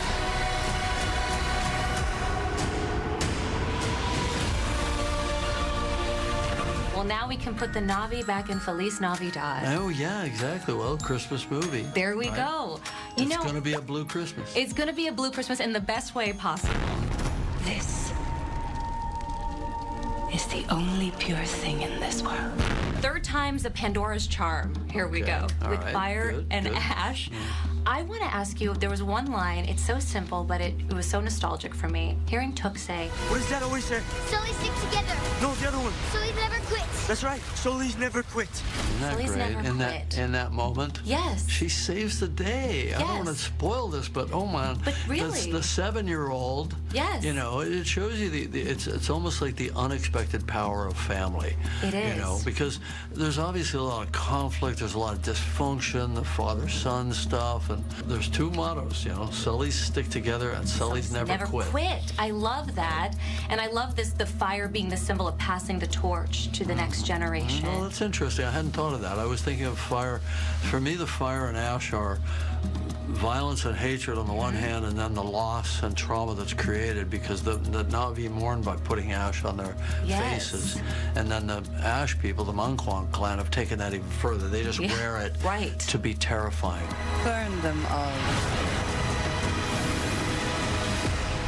Your goddess has no dominion here. You know, we're Good Day LA, and having this come out in 2025 the way we started the year, and now the way we're ending the year, this film teaches us we will rebuild. Right, yeah. And we'll rebuild, we'll go on, we'll figure it out, and you know, with every loss you learn something about yourself and the others around you, and it brings people together, and it does. all that sort of thing. And these themes are running through all this, obviously. Yeah. And you know, I'm writing from a place of when I was writing, this was about 10 years ago now, 10, 11 years ago, all my kids were in their early teens, right? So, and I'm flashing back to what it was like for me and how traumatic that was and how misunderstood I felt. And, you know, finding my power in the world.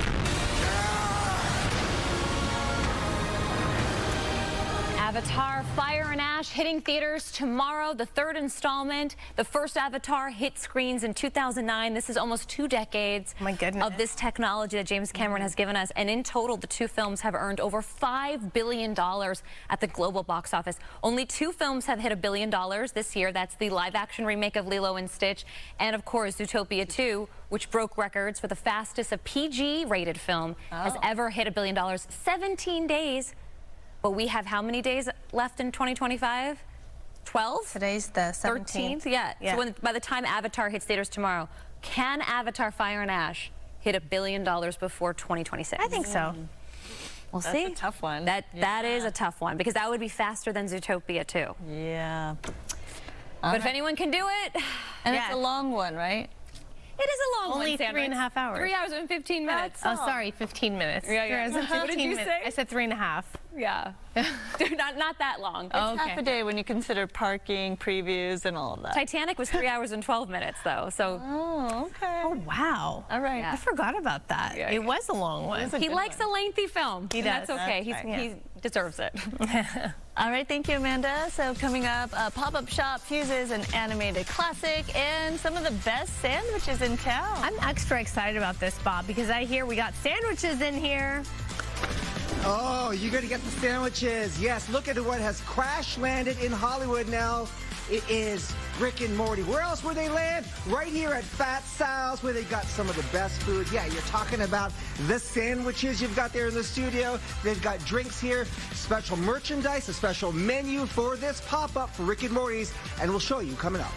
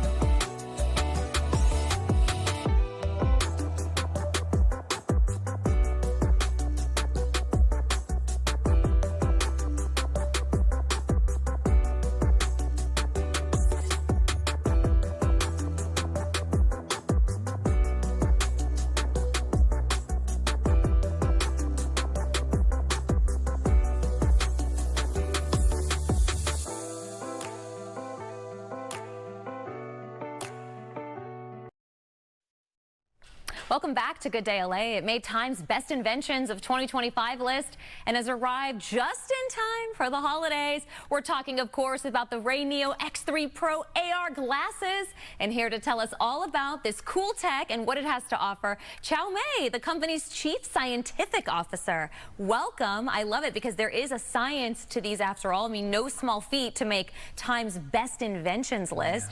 How do these glasses stand out from the rest? Oh, yeah. Thank you, Amanda. Well, this Reiners AR glasses X3 Pro, well, we'll launch it today, actually, here. Oh, congratulations. Yes, Big day. Right. And what makes it stands out is it's, you know, think of it as a smartphone. And, you know, well, but you can just design in such a sophisticated way you can easily put it on your head.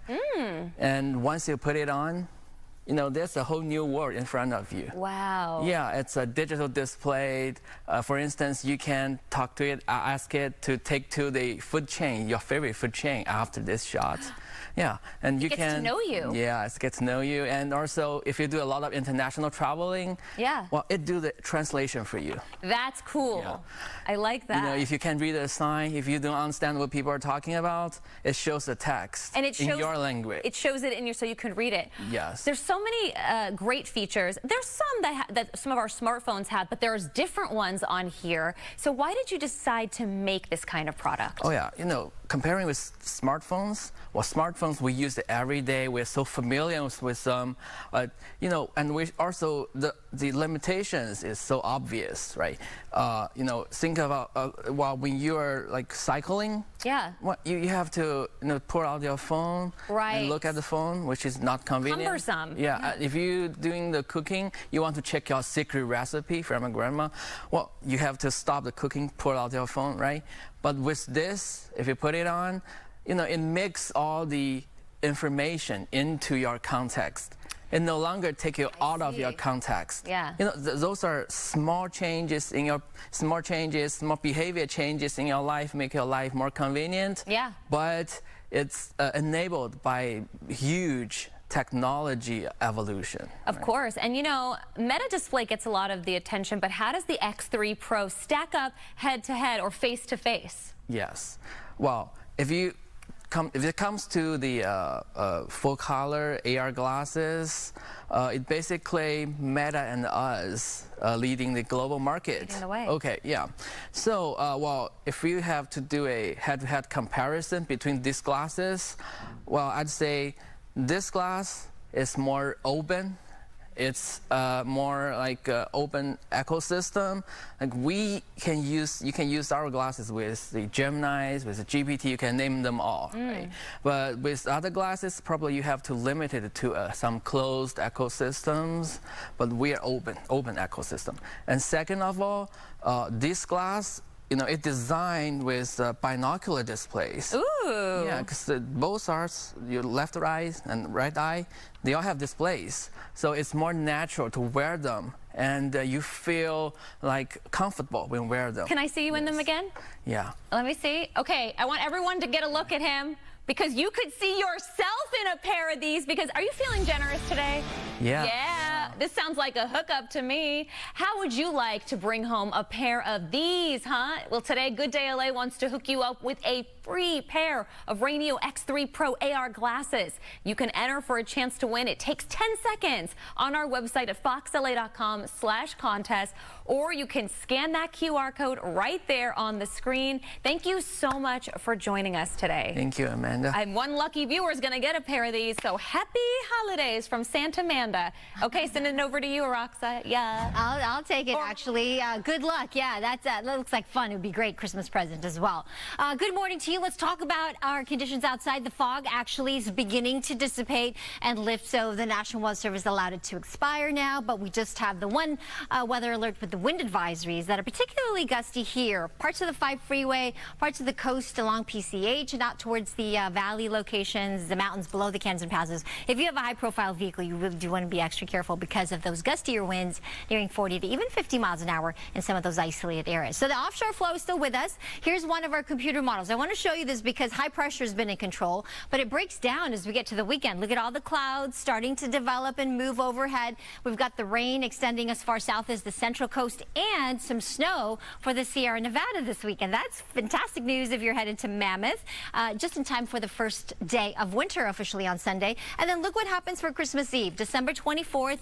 Light showers starting to show up on the models here, and even into Christmas Day, we could be looking at a wet holiday and a wet commute for Santa on Christmas Eve. As we get closer, of course, the models will come together and have a better idea on the timing, so I'll keep you posted, keep it tuned in, and I will let you know more as we get into the weekend and next week. But in the meantime, dry today, 71 near the coast, a little bump up tomorrow, and then cooling off as we get to the weekend and next week. 87 for the valleys and the Inland Empire, and then getting to the low 70s by next week. Monday, Tuesday, we could see some drizzle ahead of that system. Mountains 63 in Big Bear. Beautiful conditions there in the mountains, and then cooling off to the 50s by next week Tuesday. And then as we look at the high desert areas, 70 degrees today, and then cooling back down to the 60s on Tuesday. The Coachella Valley warmer, 84 in Palm Springs, and even there a little bit of a cool down for next week, down back to the 70s. I'll send it back to you. Maria, thanks so much. We do have some breaking news right now. Rob and Michele Reiner's children just released a statement about their heartbreak. It reads as follows: words cannot even begin, that is, to describe the unimaginable pain we're experiencing every moment of the day. The horrific and devastating loss of our parents, Rob and Michele Reiner, is something that no one should ever experience. They weren't just our parents, they were our best friends. It goes on to say, we are grateful for the outpouring of condolences, kindness, and support we have received, not only from family and friends, but from people of all walks of life. We now ask for respect and privacy, for speculation to be tempered with compassion and humanity, and for our parents to be remembered for the incredible lives they lived and the love they gave. Of course, we're staying on top of all the developments in this tragic story. It is a fast-moving story, so for the very latest, make sure you follow us on foxla.com and our YouTube page. We are going to cover everything that comes out of this story. It's a big one, impacting a lot of people, right? All right, now we turn to some happier news, I'd say. Right. We need a little happy news now.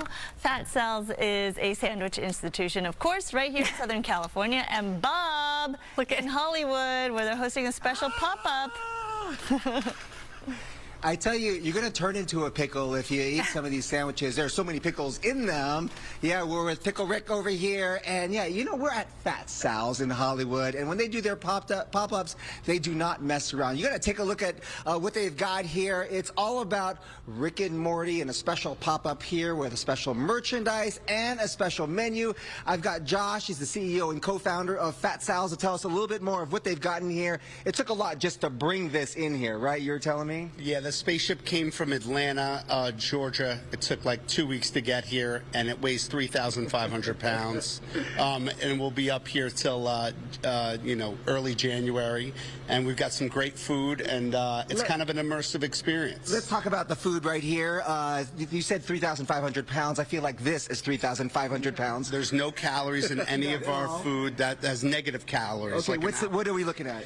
We're looking at the triple pickle BLT. It's got fried pickles, French fries, a pickle aioli. We've got the fat Rickmas. It's got spiral ham, turkey, spinach dip, stuffing, gravy, cranberry sauce. It's phenomenal. And then we've got a triple pickle smash burger that's got a pickle ketchup, fried pickles, and a pickle and some regular pickles. All right. And your motto here at Fat Sal's is? We're making sandwiches over here. We're making sandwiches over here. And they brought those sandwiches over there, too. So I know you ladies are going to take part in all of that. I love that you have some of the drinks here. Yep. Go ahead and take a bite of all that stuff. And really quickly, we want to show you some of the special merch here for, they're calling it a Rickmas Holiday, right? That's right. A Rickmas Holiday. All right. So you guys are tasting some of the stuff over there, and I don't even know how you can even wrap your mouth over this. Like, you need like a fork and knife for this stuff. Oh my goodness, it's very heavy. The presentation's nice. It's all about the packaging. We might have to my split goodness, it. look at this. Wow. Oh wow. That looks so good. I don't know what to eat. Thank you so much. I'm overwhelmed with excitement. I know. Please say thank you. Thank you. All right. Yep. All right, we're going to dig in. It goes on until January the 6th, by the way. January 6th. Okay, we'll take a quick break. We'll be right back. Oh my gosh, I can't have you watch me eat Oh this. my This is goodness. intense. This is very heavy. Wow. Good? Mm-hmm. A lot of wrap. Now let me...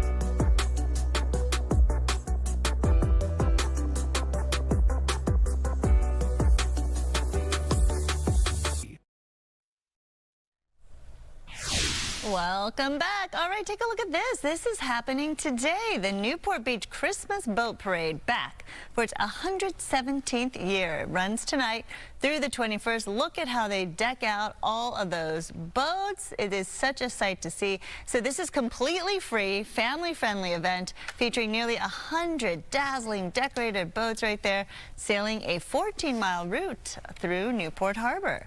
Each night offering unique grand marshals, drone shows, festive dining options as well. Can't wait to see it. The parade starts nightly at 6:30. I haven't been in person, have you? Oh, it's so great. I know, I've heard so many great things. The kids love it. I think their restaurants are on there, so you have to like really get a reservation early to have that prime Plan your seat. whole night. Yeah, it's a great one. It's a whole event. So festive, so pretty. I love It's in the that. holiday spirit.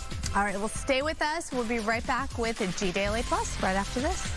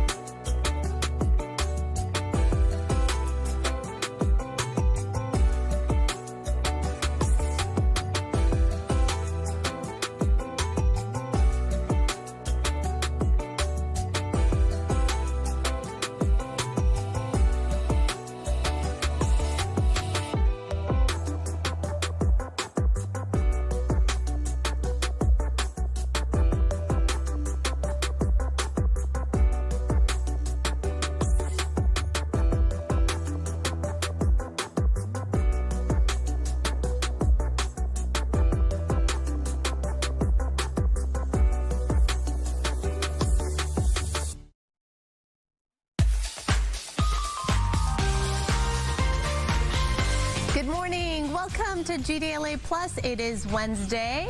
Nice to have you all with us. Welcome back. Yeah, welcome back. Miss New York. So much has happened. I know. So much has happened. It's been a lot. A lot. You guys have all been busy. All right. There is some good news in all that's happening. There's a pop-up in Hollywood that is out of this world. Bob will show us the Rick and Morty Holly Deli. And I'll show you how a local college is making sure its student body has enough food and clothing, putting them on the path towards success. And Cirque Musica, Holiday Wonderland, is here in Los Angeles, and they'll be giving us a live preview of their show. Very exciting. Okay. A look at some of the top stories we're covering for you this morning. A second doctor tied to the ketamine overdose death of actor Matthew Perry was sentenced to 8 months of home confinement. Lawyers for former San Diego Dr. Mark Chavez pleaded for leniency, saying that he's now driving an Uber since giving up his medical license. The 55-year-old operated a ketamine clinic and admitted to supplying 22 vials to Perry. A lawsuit against Hyundai and Kia is leading to free anti-theft repairs for millions of drivers. The automaker settled after a report found some Hyundai and Kia models were far more likely to be stolen because they lacked engine immobilizers. About 9 million vehicles made between 2011 and 2022 qualify for this, so eligible owners will have a year to get the fix for free. President Trump plans to address the nation tonight. The White House says the president will reflect on his first year and outline plans for the future, focusing on the economy and foreign policy. Key topics may include expiring Obamacare subsidies and a new blockade on Venezuelan oil. You can watch the address right here at Fox 11 at 6 o'clock this evening. Rob Reiner's son, Nick, was in court this morning, but the arraignment was postponed. Mario Ramirez joining us from the criminal courts building in downtown L.A. with the details. Hi, Mario. Hi, Roxy. That's right. It was pushed back until next month. But while it was postponed, we can't tell you Nick Reiner did appear in court. He was wearing a a blue suicide prevention jumpsuit. He was very soft-spoken as the judge addressed him, and he remains behind bars with no bail. We did hear from his defense attorney. I want to start as he was walking in here to the criminal courts building downtown. Take a look. Have you spoken with Nick Reiner today? Can you speak to how he's been doing since being taken into custody at all? Do you have any plans on having his bail, the no bail, withdrawn? We'll probably have a few comments after court. Yeah, you heard there, not commenting on his way in as he was sworn by cameras. Jackson has also represented high-profile clients like Harvey Weinstein and Kevin Spacey. But all eyes right now are on Nick Reiner, Rob and Michelle's 32-year-old son. He made his first court appearance since the murder of his parents. He's now facing 2 counts of first-degree murder. Prosecutors also filing a special circumstance for multiple murders and allegations he used a knife to carry out the crimes. Now, he was expected to possibly enter a plea, but as we learned today from his defense attorney, they're still reviewing the case. Here's how he addressed the media right after. This is a devastating tragedy that has befallen the Reiner family. We all recognize that. Our hearts go out to the entire Reiner family. There are very, very complex and serious issues that are associated with this case. These need to be thoroughly but very carefully dealt with and examined and looked at and analyzed. We ask that during this process you allow the system to move forward in the way that it was designed to move forward, not with a rush to judgment, not with jumping to conclusions, but with restraint and with dignity and with the respect that this system and this process deserves and that the family deserves. Yeah, all of this happening as Reiner missed his Tuesday appearance for medical clearance issues. Meanwhile, the LAPD has also been focusing its investigation on this Santa Monica hotel, where investigators say Nick checked into the Pierside Hotel on Colorado Boulevard around 4 o'clock Sunday morning. TMZ reporting he used his own credit card. The room was booked for one night, but he never checked out. And housekeeping later that morning reportedly found the shower full of blood and sheets covering the windows. Nick was eventually tracked down and arrested Sunday night. now back out here outside criminal courts building in downtown LA. Again, Nick did appear this morning before a judge wearing that blue jumpsuit. He was hunched over, again, speaking very softly and disheveled, according to Christina Gonzalez, who was inside the courtroom. Now, that arraignment has now been scheduled for January 7th, so much more to come. But for now, that's the latest here downtown. I'm Mario Ramirez. We'll send it back to you. Okay, Mario, following this closely, of course. Thank you so much for that. Also, Rob and Michele Reiner's children, Jake and Romy, just released a statement about their heartbreak. Here's part of what it says. It reads, "Words cannot even begin to describe the unimaginable pain we are experiencing every moment of the day. The horrific and devastating loss of our parents, Rob and Michele Reiner, is something that no one should ever experience. They weren't just our parents, they were our best friends." That last line really hits you hard, right? Wow, Obviously, can't even imagine. Yeah, we'll probably hear much more, obviously, in the days and weeks to come. But, of course, we're going to keep everything on our Facebook and local app if you want to get more details about the case. On to this now. The fight to buy Warner Brothers continues this morning. Warner Brothers is urging shareholders to reject Paramount's $30 per share takeover bid. Instead, the board favors Netflix's $27.75 offer. Warner says Netflix's deal will provide more value for customers and better align with its business. Both offers face regulatory hurdles, with critics warning of market dominance and media consolidation. The decision could reshape Hollywood and streaming, with political and industry leaders closely watching the outcome. The TSA is cracking down on unruly passengers this holiday season. Travelers who violate security rules or disrupt flights could face fines up to $44,000. Wow, it's actually a lot. So the FAA reports over 1,500 incidents of disruptive behavior this year, people acting fools. It's a drop from 2021's record-breaking 6,000 cases, but still far above pre-pandemic levels. Authorities warn no threats, no violence, and no abuse will be tolerated. Since 2021, fines have totaled $2.2 million. I was saying I've never been on a plane, thankfully, yet, where there's been an incident like that. Have you ever? So funny. I swear I was thinking about this yesterday, flying back, that I was like, wait, I don't think I've ever been in a situation like that. And I'm like, and I hope we land this without one. Yeah. But yes, I don't know what I would do, because for me, I was traveling with kids, and for me, it's like, how do you explain this? How do you protect them? What do you say? That's what really concerns me. Absolutely. Yeah. Like, because you have to have a conversation with them. You're like, I don't know why this person is acting like a crazy. I don't need that. Animal. Flying is stressful enough as it is, especially around the holidays. Good luck to you. I know you're going to head out soon. We're going next week. It is crazy out there. So busy. The airport was packed. Packed. Everything is packed. And everyone's stressed out. Nobody really wants to be there. They just want to be where they're going. Right. So we don't need the extra stress. We don't. And you know what? Hey, the TSA, they don't want to be there either. Yeah. Because they're away from their families too. Yeah. So have a little grace, right? Yeah. Have a little patience. Pack your patience, as Roxy has specifically. I love that line. It speaks to me. But I will say the best part also has been not taking your shoes off. Yeah, I love that. Oh my gosh, it's so great. Yeah. All right. Well, on to this. Now a student-run cafe in South LA doing some great things for the community, and Coco is there to tell us all about it. Good morning. We are at Sola's 60th Street Cafe in South Central. Huge event tonight, the capstone event. This is a student-run cafe, and speaking of students, I want to introduce you now to Devin. Devin, if you can talk about what inspired you to join this program. What inspired me to join this program? That's a great question. What inspired me to join this program is that I am from the community, a local in the residence, and I love the mission that they're pushing and the things that they're achieving as a community for the community, and I like the direction, and another reason why I joined.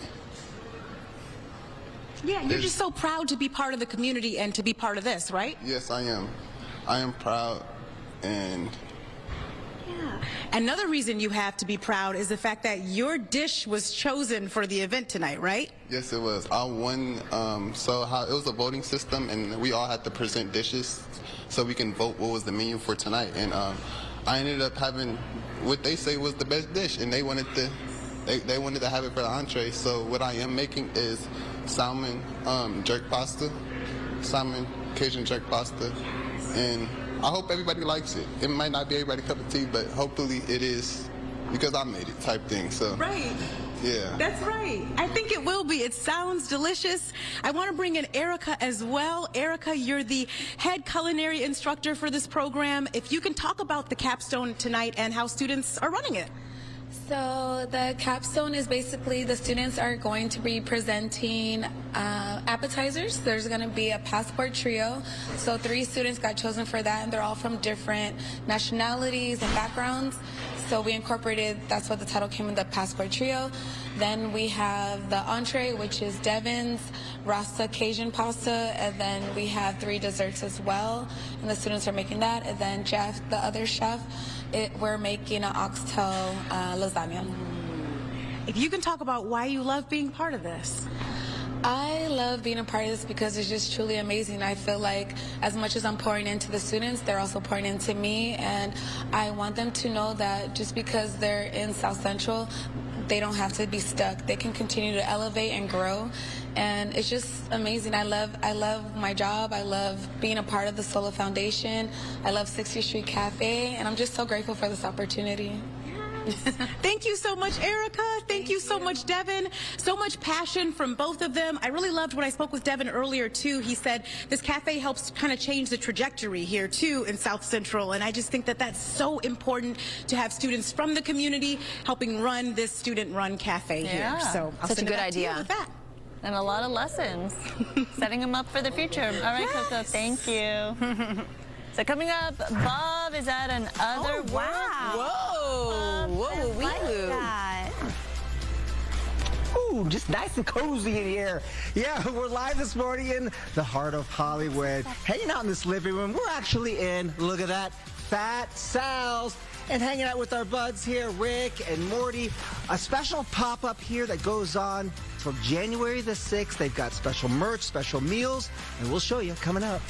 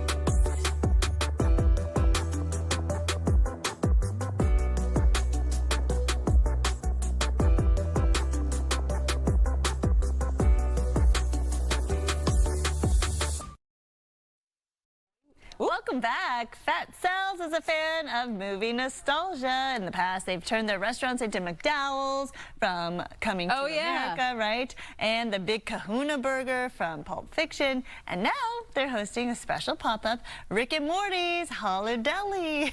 Bob is there to show us. Hi there, Bob. Bob's warming his butt by the fire. Yeah, that's why it feels nice and warm. My hand feels warm right now because that's something special here inside at Fat Sal's. They have a motto, which is, we're making sandwiches over here. They also make some good pop-ups over here as well. We're talking about the Rick and Morty pop-up at Fat Sal's, and I like what you've done to the place. This is the CEO and co-founder of Fat Sal's, Josh, to tell us a little bit more about this. You go to the back and you see something a little bit more special back here. Yes, this is kind of the Rickmas part of our pop-up.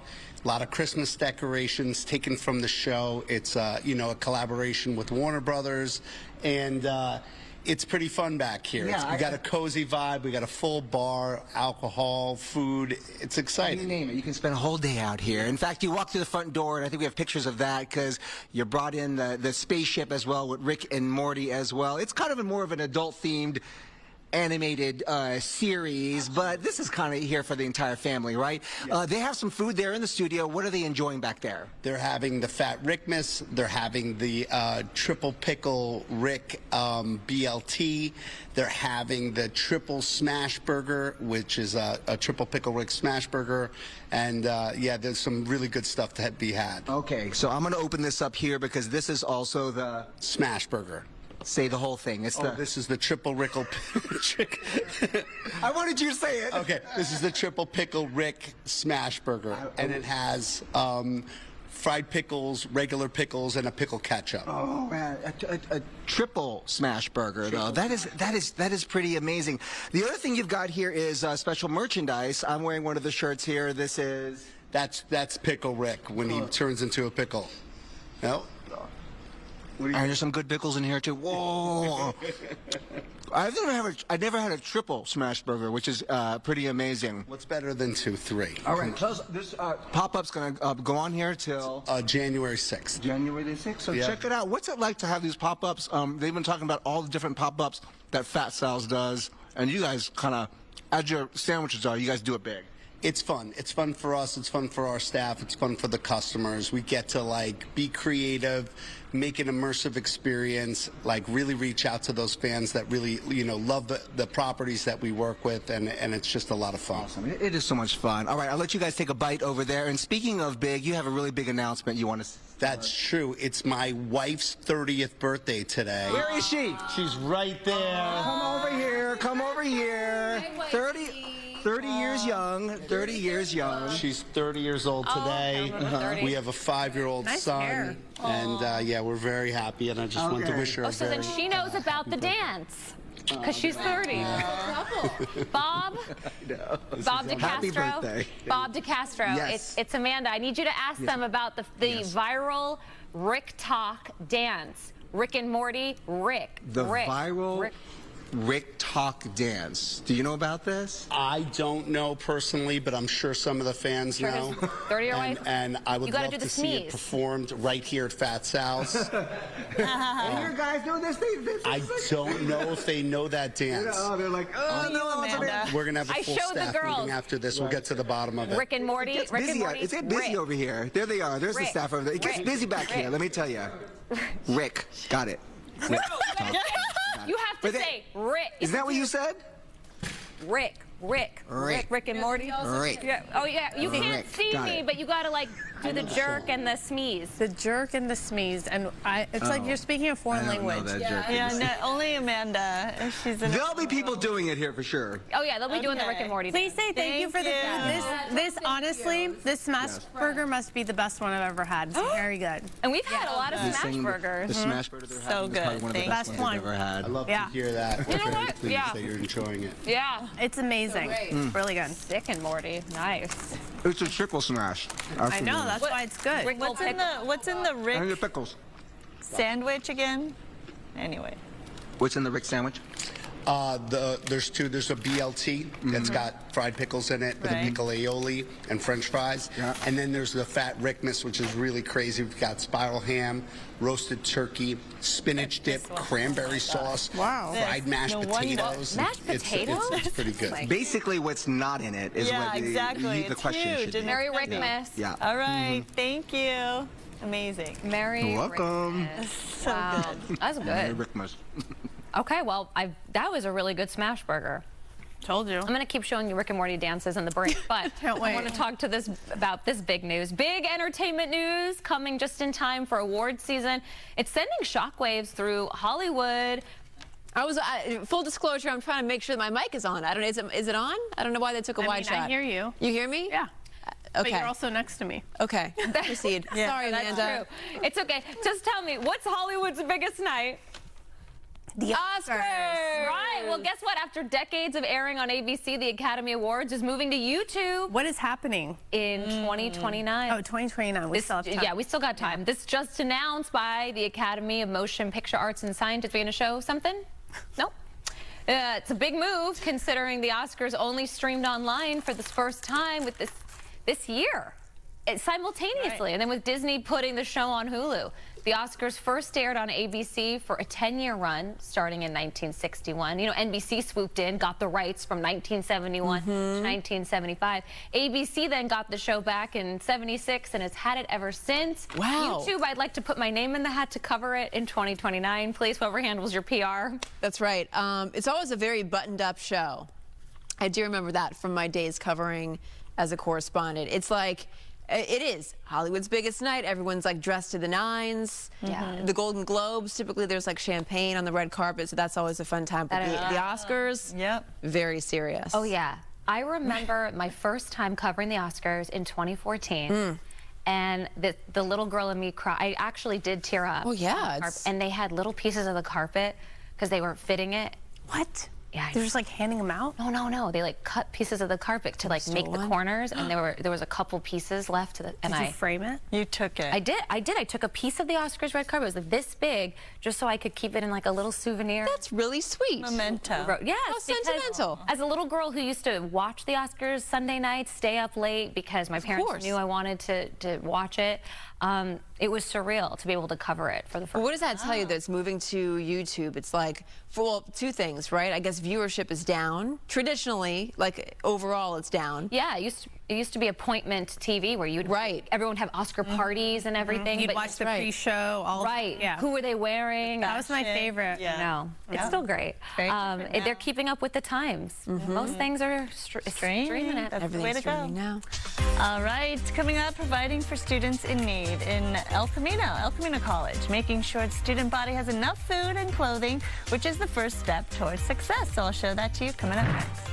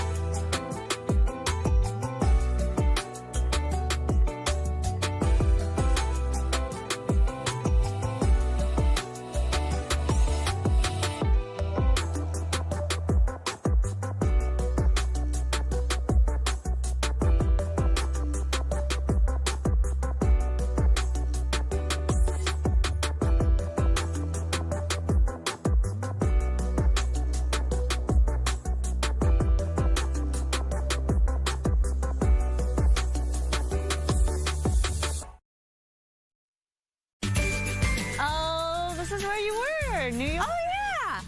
Oh, I literally Not went quite there. Central Park. No, but I was there. Huh? That was all the over news court. Wow.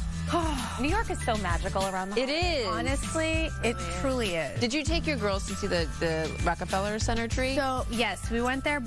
We also saw the Rockettes, and they both want to be Rockette dancers now. Of course. They were asking. Of course they do. Okay, so, well, they can be. My husband's tall, but they wanted to know how much money they make. Oh. It's a really good, you know, I actually don't know that. I don't either. It said, do they make good money? I wonder if it's like, you know, some of these jobs where they say you should just feel honored. Like, apparently, allegedly, some of the basketball dancers don't make as much money because it's just an honor to just be... Oh, please. No, so but you can't make rent, and then it's so like, where's women, the honor? right? You should just be honored you have that job. Well, the Rockettes is an institution. 100 years they were celebrating. It's a 100 years, at least 100,000, you think? Yeah, thank you. There's that, too. I have a feeling that's not the case. I just have a hunch. Make it 100 grand for each leg. Yeah, exactly. I love it. Honestly, though, I'm so impressed. Have you seen it? Oh, the show? Yeah, I was actually, you know, back in the you were a day, Rockette? I trained with the Rockettes. Really? I sure did. Wow. For one day, and I got to know how they put their hair in the bun. They twist it like really, really tight. It's like an instant facelift. Oh, nice. And then you just curl it show up. us that. I'm going to put a hair in the bun. Obviously can't do it anymore, but you could do it. You could do it. I'm going to be honest, I do notice a little bit of the facelift with the hair even half up, half down today. All right. Well, bringing it back here, it has been a challenging year, of course, for many families who've been trying to keep up with all of the high prices out there. And fortunately, at El Camino College, there's the Warrior Closet, providing free food and clothing for students and the community, no questions asked. Shopping at school for Letitia Robinson, this is one of the biggest resources for her here at El Camino College. Well, I don't know what I would have done without the support of them, especially during the holidays, because I got donated of the items that I need to cook with. Racks and racks filled with clothes and shelves stocked with food, all free for the taking for students. I had a job interview and I needed clothing to wear, and someone told me about it and I came, and it was so exciting. Like, I was like on a shopping spree. The college started the Warriors Closet back in 2018 for students who need clothing, not just for themselves, but for family members and even kids.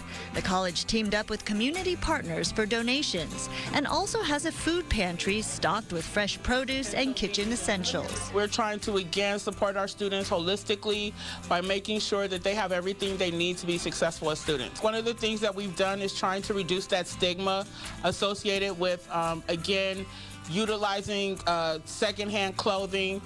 So we've made it more like a store experience. Again, we tell students come in, shop for free. They're able to come in 3 days a week. I want that Welch's grape juice if I may. Okay. Laura Banks is a grandma of 4 who are in her care, and the Basic Needs Resource Center helps her a lot. This place means everything to me. We received numerous food items at that wonderful food bank, and then also I didn't know about the clothing until last year, and ever since then we come weekly and we get clothing that we need free of charge. Some new clothes and a full heart is sometimes all it takes to be life-changing. My brother, who is 65, recently released from prison and trying to start a new life. He came here and got 2 Charles A. Banks suits that fit him perfectly. It makes him look like $1 million.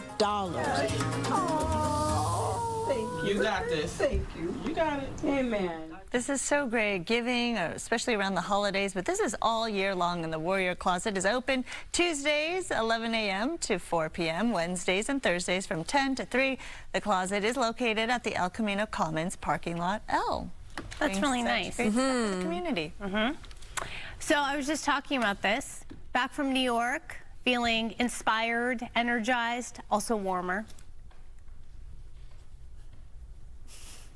Get a towel, a napkin in our hands right now, because we just raised over $8.2 million. That's right, you guys. Over $8 million raised at the Plaza Hotel over the weekend during Co-op's 22nd annual holiday gala. Children of Armenia Fund has been building top-of-the-line innovative smart centers across rural Armenia for more than 2 decades. Co-op has really transformed the lives of children and families across Armenia through education, expanding healthcare, and creating opportunities for thousands of young people. It all began with one man, Garo Armen, the man with the vision who started this movement.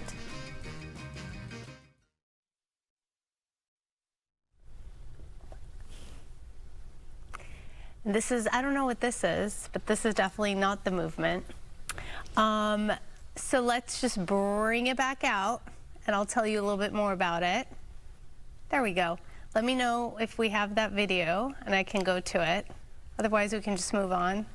Yes, no, Christian? Okay. Okay. Why don't we just come back when we do? I agree. That? Okay. All right. Okay. And we will be right back after a break.